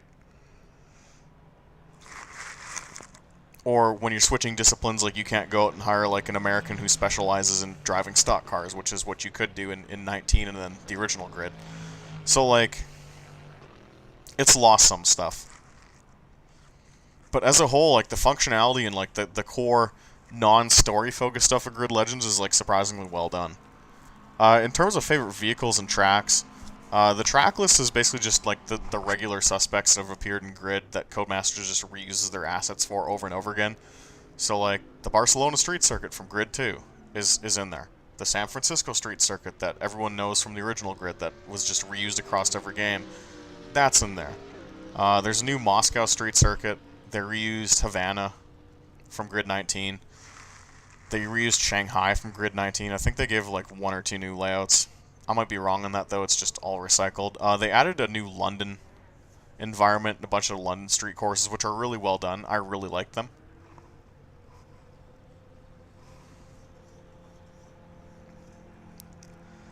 But the game is kind of structured around like the whole Grid World Tour being a thing. So there's definitely more street circuits than there are purpose-built racetracks. There's actually very few racetracks. I think there's a A1 ring. There's definitely Bathurst. There's definitely Brands Hatch. But like, I don't think Portimao's in the game. A lot of stuff that was like seen in other grid games like Spa, I don't think made the cut. I have to go through the whole track list, but they try and sell the idea that this is like primarily a city track racing series similar to like Project Gotham Racing was. But I really like city tracks, so I don't have a problem with it. In terms of cars, let me see if I can give you my top 5. In no order, the stadium truck is the best truck in the game. Even with the way it handles kind of awkwardly when it teeter-totters on through wheels, and you get on the throttle and it kind of like jolts out and does this weird kick that you're not expecting. I think the stadium truck is absolutely the best car in the game. There's like a hot rod truck. Not the Craftsman Truck Series ride that they just took from Grid 19, but there's one that's like a 70s or 60s GMC that's been like slammed and has a blower on it and like a tall wing. That truck is amazing. The electric cars, I can't stand Formula E. I thought everything electric in the game was awesome, because they actually have like the overtake zone that Formula E has, where you have to drive offline and then you get boost for driving through the gates, and like it's actually done really well. And the electric cars are just like fun. Like even the really shitty like Jaguar I-Pace E-Trophy that one guy from my city ran in for like half a season. That's fun to drive. The fake Formula E car, it sucks they didn't do transparency on the halo, because the halo is like ungodly thick. But the fake Formula E car they have in the game is a lot of fun. And, fuck, what else was I driving? Pretty much everything I've driven is, like, really good. I mean, I definitely have, like, a soft spot for the DPI because those cars are just ridiculous. But, like, I've done, like, a fair amount of, like, SRS-length races just offline. And, like, there was never a car where I'm like, this is bad and I never want to drive it again. I mean, the low horsepower stuff kind of sucks, because, like, I really don't want to drive that any more than I have to. But, like, most cars I drove, I was like, this is pretty fun. Like, I never came away thinking, like, I'm never driving this again, aside from the usual suspects of, like, well, I don't want to drive the Formula Ford again, because, like, that is just ungodly slow, and same with, like, the really slow front-wheel drive stuff. But even, like, the Clio Cup Online was a lot of fun. There's really not a bad car in the game. Maybe, you know what, maybe the stuff on the really top end, like the Formula Extreme, which is just, like, an asset flip of the P-Cars 2 Formula Extreme. Wasn't a fan of that. I wasn't a fan of, like, their fake hypercar that goes, like, close to 400 kilometers an hour. And it's featured in one of, like, the DLC events. Anything too fast, and it seems like the physics engine is just not ready for a car with that much grip and that much speed, but, like, anything in between was generally fine. I'm really upset they didn't get Dallara IR18 IndyCar in the game, because I would just not stop playing it. I would do full-length races, like, everywhere. But yeah, most cars in the game are great fun. People are whining about the stadium truck. I think the stadium truck's the best truck in the game, even though that itself is an asset flip from Dirt 4. There's a lot of asset flips in this game. You'll notice, like, there's a lot of cars that appeared in, like, the P-Car series that you could tell once Cody's acquired SMS, they're just like, can we have that car model for our game? Okay. Which happens a lot, which it's fine, but a lot of the game is asset flips. Like, there's the Caper Monterey stock car from P-Cars 1, and it's been, like, rebranded as, like, the Jupiter, or whatever Cody's fake NASCAR brand is. So, like, there's that. Lots of asset flips, lots of cars that appeared in previous games. There's some weird omissions. Like, SMS obviously built the Corvette C8R and the C8 for P-Cars 3. And Cody still has the C7 in the game. So, like, I'm hoping that gets added as DLC, because, like, that's a pretty glaring omission. But, like, they were at least kind of nice and didn't axe, like, GT cars that don't have GTE programs anymore. So, like, you still have the Ford GT in there, which is nice, because that car was beautiful. Not a lot of GT3 cars. You'd think they would have padded the game with like a ton of GT3 rides, but they just didn't. Even though, again, like, SMS had those assets, so like I was really confused there weren't like 20 GT3 cars to pick from, but who knows. Will you get on iRacing again? Probably not. You like Nick Fuentes? I don't know who that is. I'm sorry. So in conclusion, for our first topic of this evening, yeah, you know, I wish I could go to Codemasters and shake someone and be like, your game was so good, you don't need to do a story. The story is lame. But the game's really good. And like I've had like a fair bit of fun playing it. Like once I finished story mode, I was like, I might not play this again, but then like I was like, oh, I'll do a couple more races. And then like I think I'm like driver level like 73 or 74, which is like pretty high. And like I do want to keep playing it and like trying new cars and seeing how much I can unlock, but career I'm not super happy with the structure of it. I wish it was more open-ended like Grid 2019 instead of forcing me to drive like Formula Ford when I don't want to, because it sucks. They did bring back drifting too, but it's not perfect. Still learn how to drive it. But like it's a very weird game because like they've promoted so heavily like the story and narrative aspects of it and the storyline and the actors and tried to get you to care about these characters, and it's just so bad. You know, from every aspect, from the acting to the script to the world building to just the overall plot being dumb. Like, they put so much effort into it and it's crap. And it's like they just didn't realize that they actually built a pretty good game underneath, and if they would have just focused on that and made like a cool all-encompassing racing game with like light RPG elements in terms of like car upgrading and hiring teammates, people would have been completely fine with it. And I feel kind of bad that now like we probably won't get another one, and that's the other part of this whole Grid saga. The Steam charts numbers are nasty for this game. I did a quick Steam charts check before I went live tonight, and I think max concurrent players was like 542 for Grid Legends, which, by comparison, Grid 2019 had just over 1,200 max concurrent. So Grid 19 was seen as a failure for having a max concurrent of 1,200 on PC, and like the game died in like weeks, if that, like a week max maybe. So for Grid Legends to launch and be half that number, after all this effort into revitalizing the series, I really don't think we're getting another one, boys. I think Jarrett Labonte's Stock Car Racing 7 is where it ends. And it sucks because, like, they were so close, they did so many good things right. The core gameplay is really good, there's a good car and track selection, the AI is really good, the handling model's pretty good. I've seen a lot of reviewers talk about the handling model being great both on a wheel and a pad, and they're correct. All they needed to do was just add more. And God, whoever greenlit the idea of a story is just, man, like, don't do that again.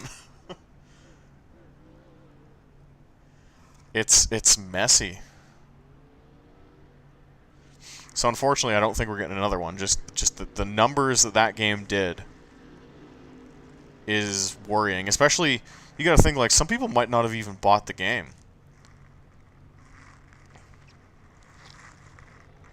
Right? Like, I opened this sector, or this section of this, like, impromptu podcast by being like, hey, I didn't actually buy the game. I just paid EA $20 for, like, a month subscription and technically downloaded the game for free. So again, all that work, all that money on licenses, all the money to hire actors and get a script going and film all these scenes, especially dealing with COVID protocols the whole time, because that's probably when it was like in development and being filmed. So with all the vaccine checks and the social distancing and all the garbage that people had to jump through, to make a game that big and pour that many resources into it so 500 people max played it on launch night, that's, like, worrying. Like, if we get another one, I'll be surprised. It's rough. It's really, really rough. And it's a shame because, like, that's a really shitty way to go out, is with this weird narrative-driven story that, like, nobody really asked for, that wasn't very well received, that retconned a beloved fictional racing team into, like, a bunch of cheaters who went to jail after, like, 20 years of people being completely happy with just this, like, super team that would kick your ass in all the games. It's a rough way to go out, but I would really like to race with, like, some half-decent people to try the game at its best, because, like, the core racing, as I said, is really good. The user interface is really good. The functionalities for setting up online races and joining in progress is, like, perfect for the kind of game that it is. Like, if PGR3 had that back in the day, it would have been a game changer. Game would have got 10s across the board to fix, like, a major problem of online racing, where, like, you'll join a session mid-race and just sit there and twiddle your thumbs. Like, they fixed that, and it worked really well, and it works without issues.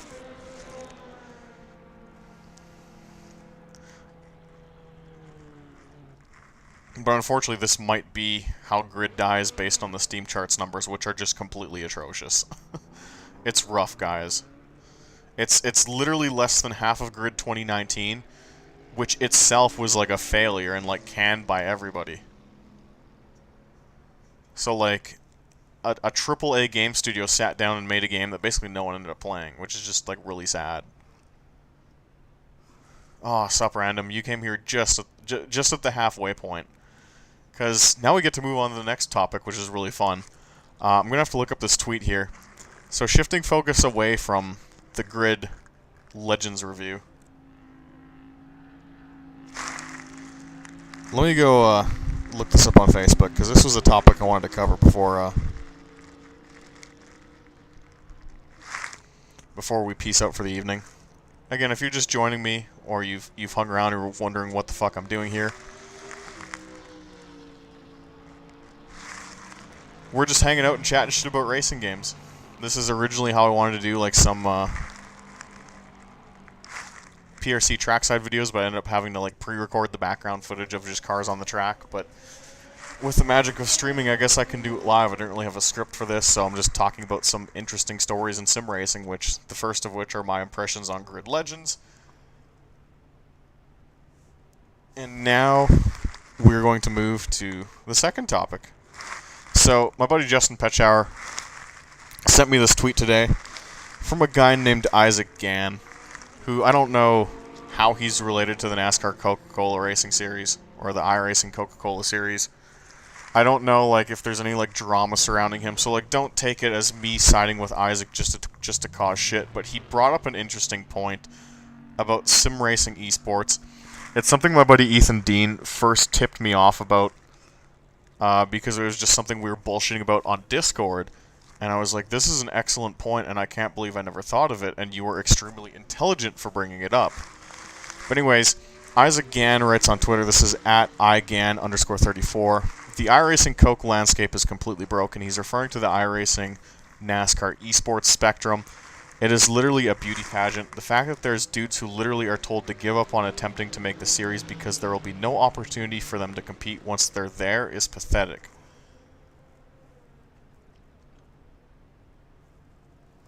So, what Isaac is talking about here is what professional athletes in the world of pro football go through.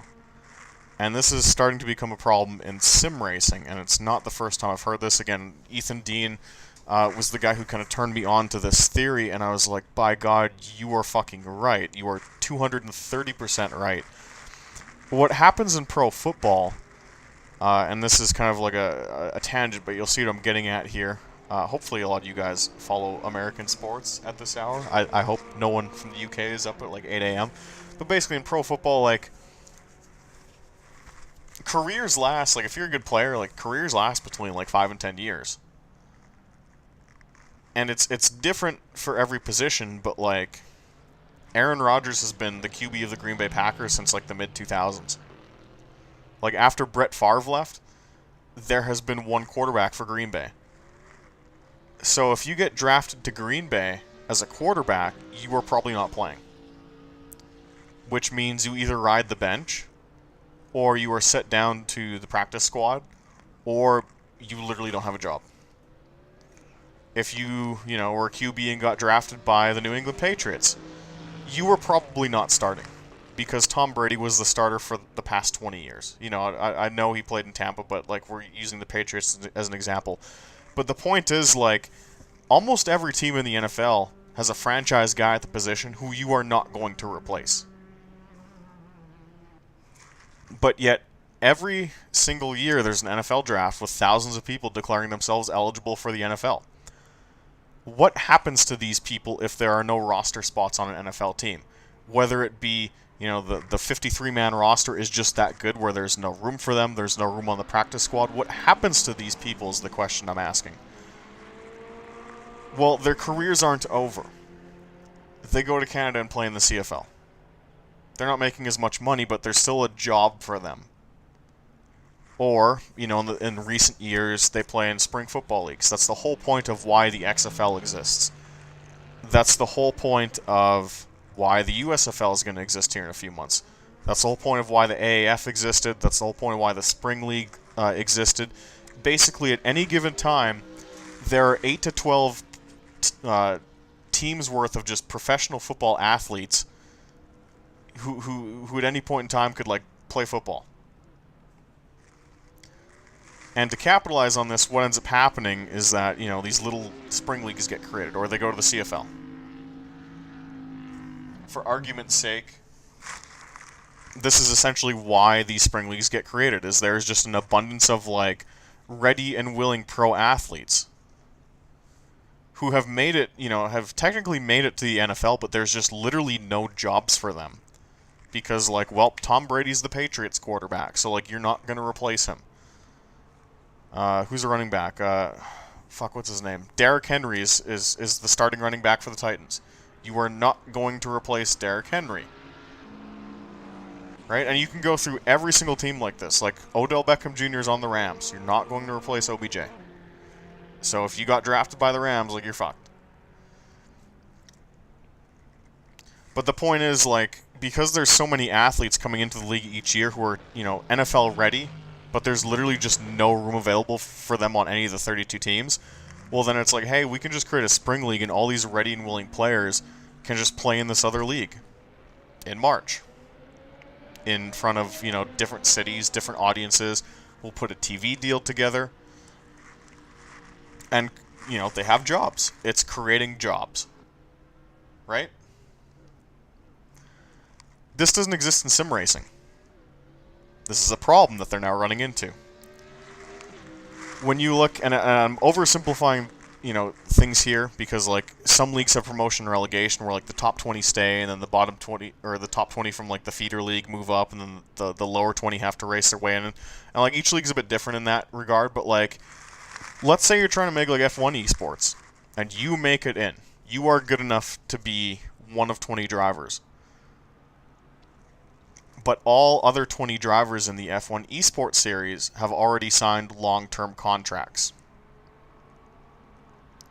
You have no work, right? So you have grinded potentially years off your life from the moment you started sim racing and realized you were good at it to slaving the hours to build setups on your own or potentially get recruited by a team to running in these little feeder leagues. Because there are feeder leagues for every different esports scene. Like, like ACC has, like, the bronze championship, the silver championship. And it's just, like, it's shitters in it, but still, like, you have to climb the ranks to get into that league. Let's say you put in, like, 5 years of effort to become a sim racing esports star. If you get to the top and everyone's signed a long-term contract and there's no open seat for you, you're fucked. And people are finding that out in sim racing now.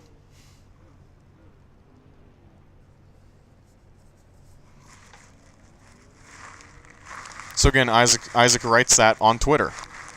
The fact that there's dudes who are literally told to give up on attempting to make the series because there will be no opportunity for them to compete once they're there is pathetic.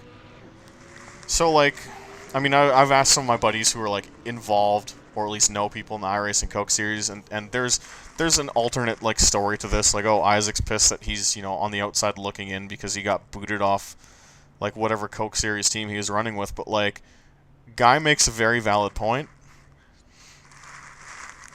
Unlike pro football, where if you can't make the NFL, you can go play in Canada. You can play in the XFL. You can play in the USFL, which is starting up. You can play in the Spring League. You can play, well, at the time, it's dead now, but you could have played in the AAF. You could play in Japan's X League. There's a couple of European leagues. There's a Mexico League. The point is, like, there are job options. It might not be the millions you're expecting, or that you're hoping to get. Of course not. But, like, there are still job opportunities. Your career isn't over.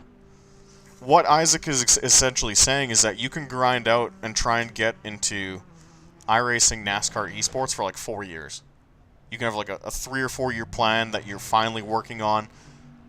You've risen through the ranks and you're actually quite good and you have a shot.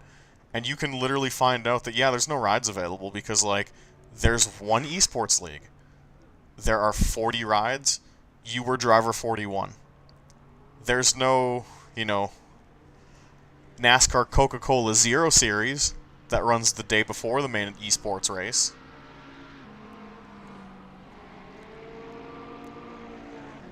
There's no iRacing Coke Zero Sugar Series that runs only on road courses with the late model, where you can run for a smaller org who pays you less, but it's still like, you know, it's a job.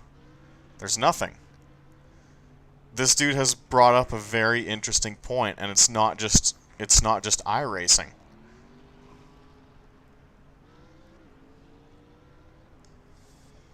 Collie says F1's in a similar spot. Everyone in Formula 2 is fighting for a few open seats that may or may not be ready to take in several seasons. Yeah, you're right.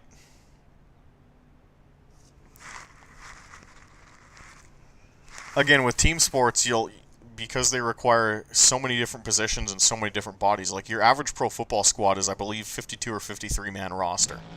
It'll change depending on the league and what they're trying to accomplish. Like, I think in the CFL it's a 45 man roster, but like, there's essentially like several hundred jobs in each league for players.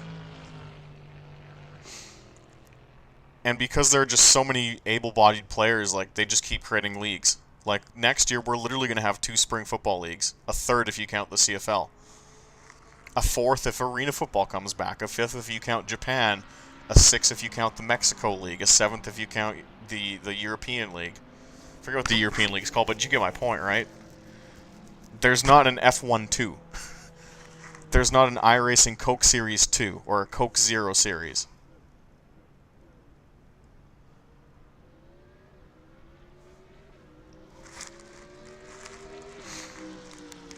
So the fact that sim racing esports guys are like running into this problem now, again, from what I understand, like, there's more to why Isaac Gann is making these posts on Twitter, and that he's kind of gotten himself in some shit with his old team owner. I get that, but he's brought up something that's like really interesting. Like, we're trying to get all these, you know, kids and like younger guys into esports and to like grind it out. And like to try and go pro, and we're trying to base all these games around esports. Hell, look at like R Factor 2. Like, the fanboys are literally telling people not to play the game offline against AI because the whole point of the game is online esports. Well, okay. But now you're saying, and guys who are involved in that series, or in just sim racing esports in general, are saying like, hey, there's literally not enough job openings to be a pro in esports.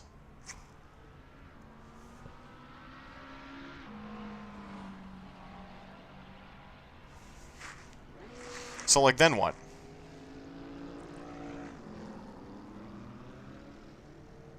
And that's a very valid question to ask, I think.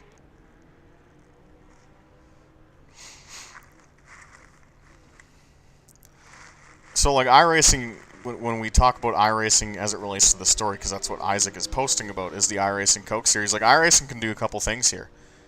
They could create an iRacing Coke Zero Sugar series, where it's like the Gen 6 Chevy SS, they give it like ARCA physics, and they run a fake ARCA series and sell off 20 new team slots at like a reduced rate to budding esports organizations and literally create like an XFL for iRacing.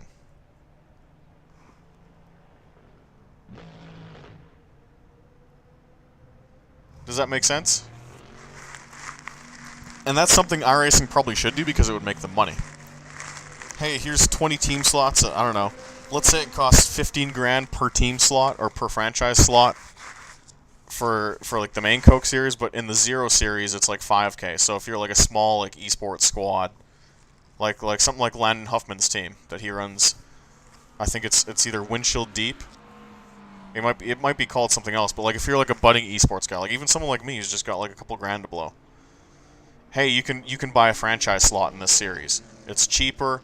We run slower cars. We run a slightly different schedule, but like because all the big seats have been taken in the main Coke series, like this is 40 more job opportunities.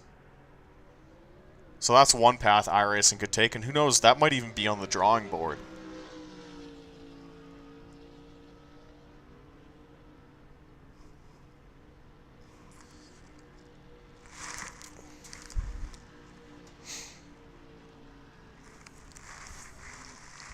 But again, it is a tough situation because that's really the only way you can deal with it. And if you don't have 20 takers for that fictional iRacing Coke Zero Series League, well, no one's going to want to run in a series with 8 cars. But it brings up a really good discussion as it relates to like how much time like younger kids are sinking into this, because as an industry, we kind of have shifted our focus away from, hey, let's just make authentic race car simulators that, like, you know, simulate driving, and it's now turned into, like, let's get everyone going try hard on esports, right?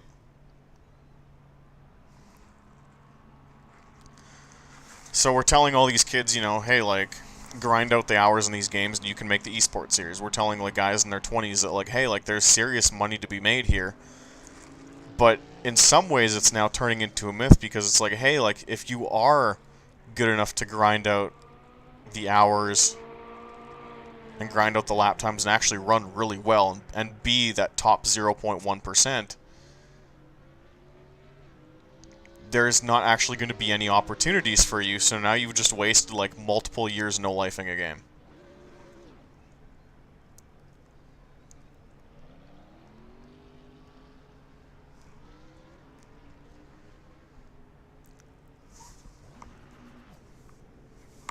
So it's a bizarre situation. Like I said, the way to alleviate it is to literally create like an iRacing Spring League. And I'll harp on the Coke Zero Series bandwagon for a while now. Because they're right, there is essentially a job shortage for esports. I don't want to call them athletes, but like esports competitors. There's more qualified esports drivers than there are places to race and make money right now. And with each passing season, you're just adding more to that free agent pool where they also don't have anywhere to race because all the seats have been taken.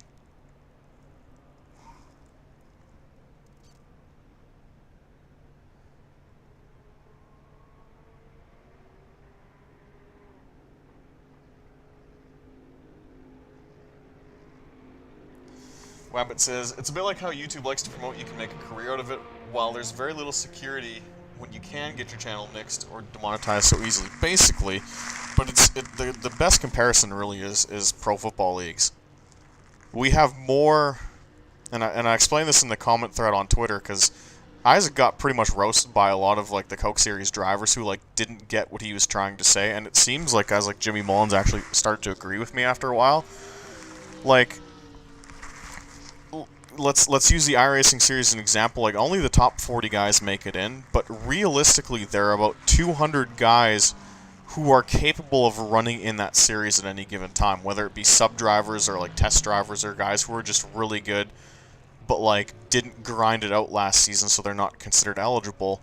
But there's technically like quadruple the amount of like esports competitors as there are grid slots. So, like, what happens to that 75% of, like, eligible drivers who didn't make it in? Like, their career is over. And each passing season, you just keep adding more drivers to that pile because they go through like the feeder system or the qualification system.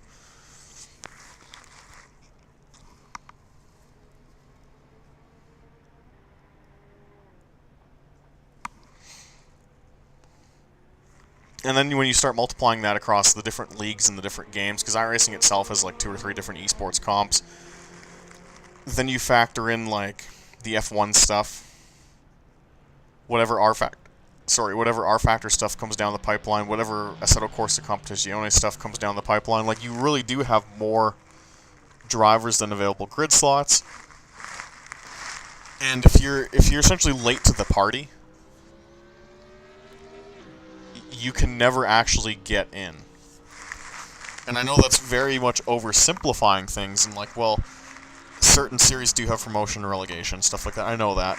But the core crux of the matter is that, like, you can essentially be too late to the party and grind out years of trying to get into, like, the top esports, only to discover there's not actually a spot for you. And there's no, like, other league you can go racing in the meantime and make a bit of money on the side, even though it's not, like, the top iRacing league.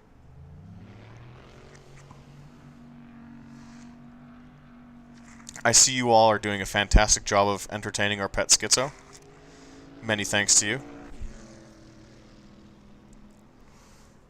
So it's a really interesting conundrum, because, like, I do hang out, like, on Discord with, like, a wide variety of people. Float around from different like rooms here and there, and like some guys like are young enough where they could grind out like a spot in like on like an esports team because they're young enough, they've got their whole life ahead of them, they're in their late teens, early 20s, and like if they dedicate like 2 or 3 years to just sim racing and getting really good at it, like they theoretically could put themselves in a position where like they could be recruited by a top team. But there's no spots on those teams now. So an entire like wave of like people playing these games are just like fucked.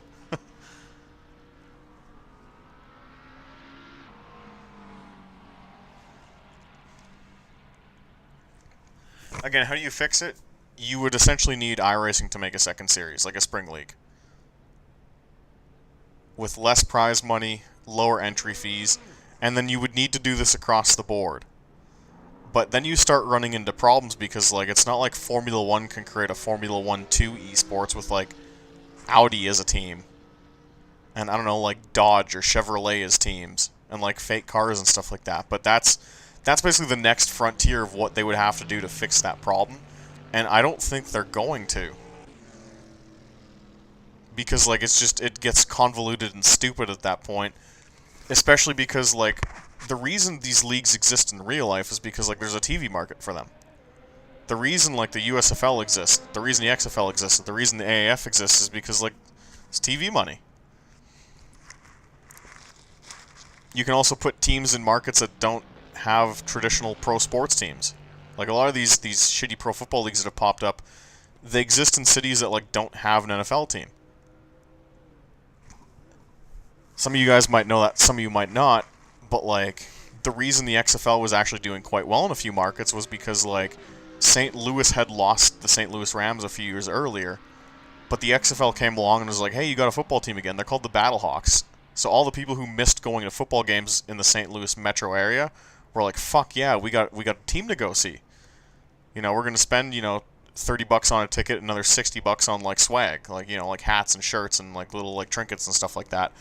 So, like, those businesses end up making money, and it ends up being, like, a worthwhile venture for, like, the people who started the league.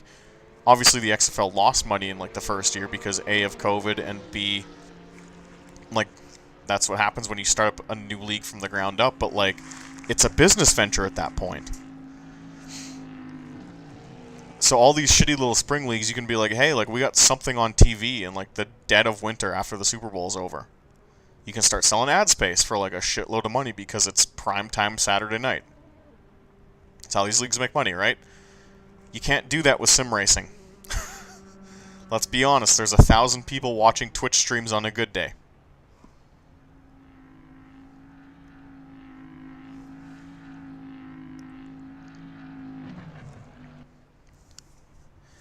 So the reasons you would start, like, these minor leagues, like an iRacing Coke Zero League, or the football equivalent of one,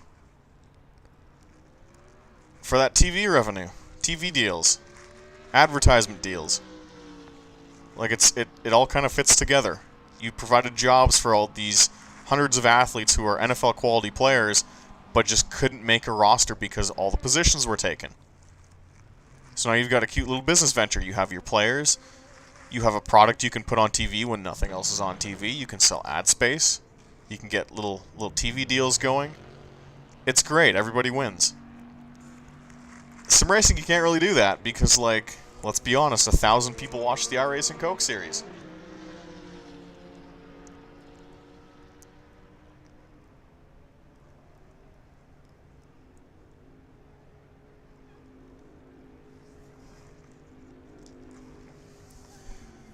Collie says, circling back a bit to the XFL and Pro American football teams, it's a problem when a sport gets saturated with players but doesn't have the money or development to do much for said players. Well, that's kind of why the XFL is useful from a player standpoint. Like, yes, you do risk injury, but, like, you can build game film and you can get game reps at game speed and use those highlights to parlay it into, like, another shot at an NFL career. With sim racing, you can't really do that. Because, like, people don't scout game film or, like, previous races like they do in, like, professional football. But I think it's more to do with, like, just the revenue side of it. I mean, maybe iRacing could make a bit of pocket change from, like, selling off franchise slots to, like, a Coke Zero series.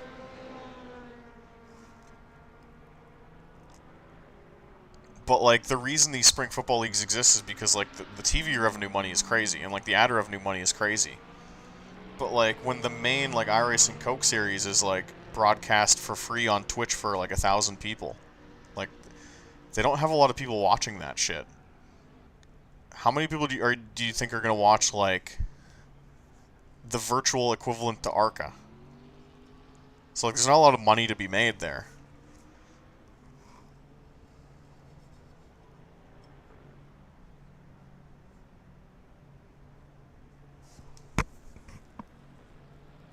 So it's a tough situation. I guess the point I'm trying to make is that, like,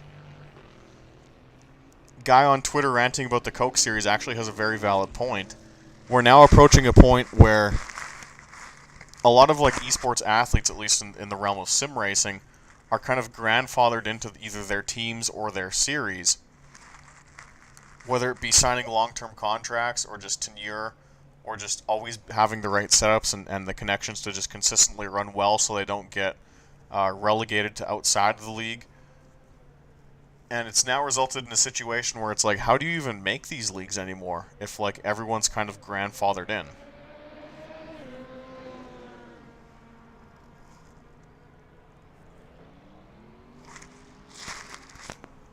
And that's a problem because we've spent, like, the past couple of years trying to get kids to, like, trying to really sell the esports side of things.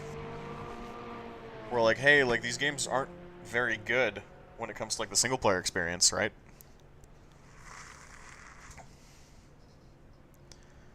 But that's really not the point of these games anymore. The point now is to go full try hard online and join leagues and work your way up the esports ladder.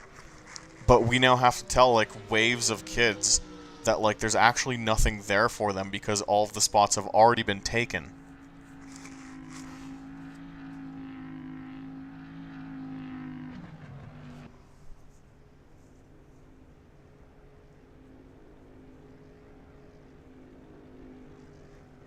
Yeah, and Baker's got another point, too. You would get way more viewers by doing a Twitch celebrity race than any esports race, which has been done a few times. I suggested that way back in the day when I had my old blog. I said, like, at the end of the day, like, it's hard to root for the esports personalities because a lot of them are just very samey. And, like, we really don't know a lot about them. Like, it's mostly just, like, quiet nerds racing in their bedroom. Whereas sim racing, for whatever reason, has kind of cultivated, like, a cult of personality among, like, bigger and medium-sized content creators. Just because they're interesting characters, and that's kind of close to how racing was in the 1980s and 1990s, where it wasn't so much that the drivers were at, you know, peak skill, but they were just characters, and that's why people watched racing back then.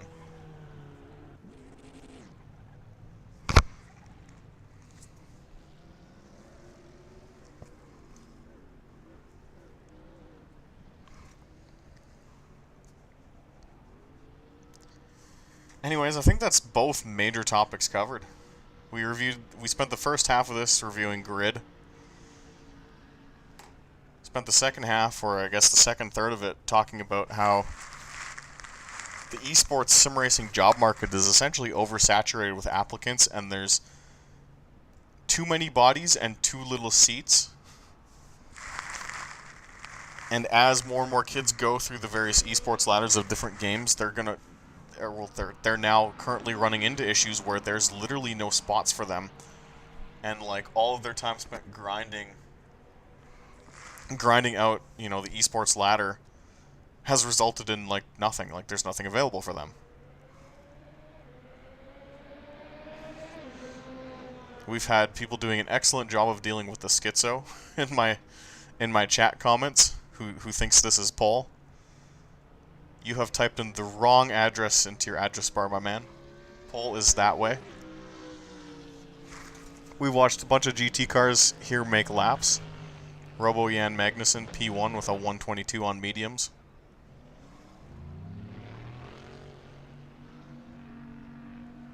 Anyways, thanks for coming out. Hope you enjoy this like impromptu podcast. I will see.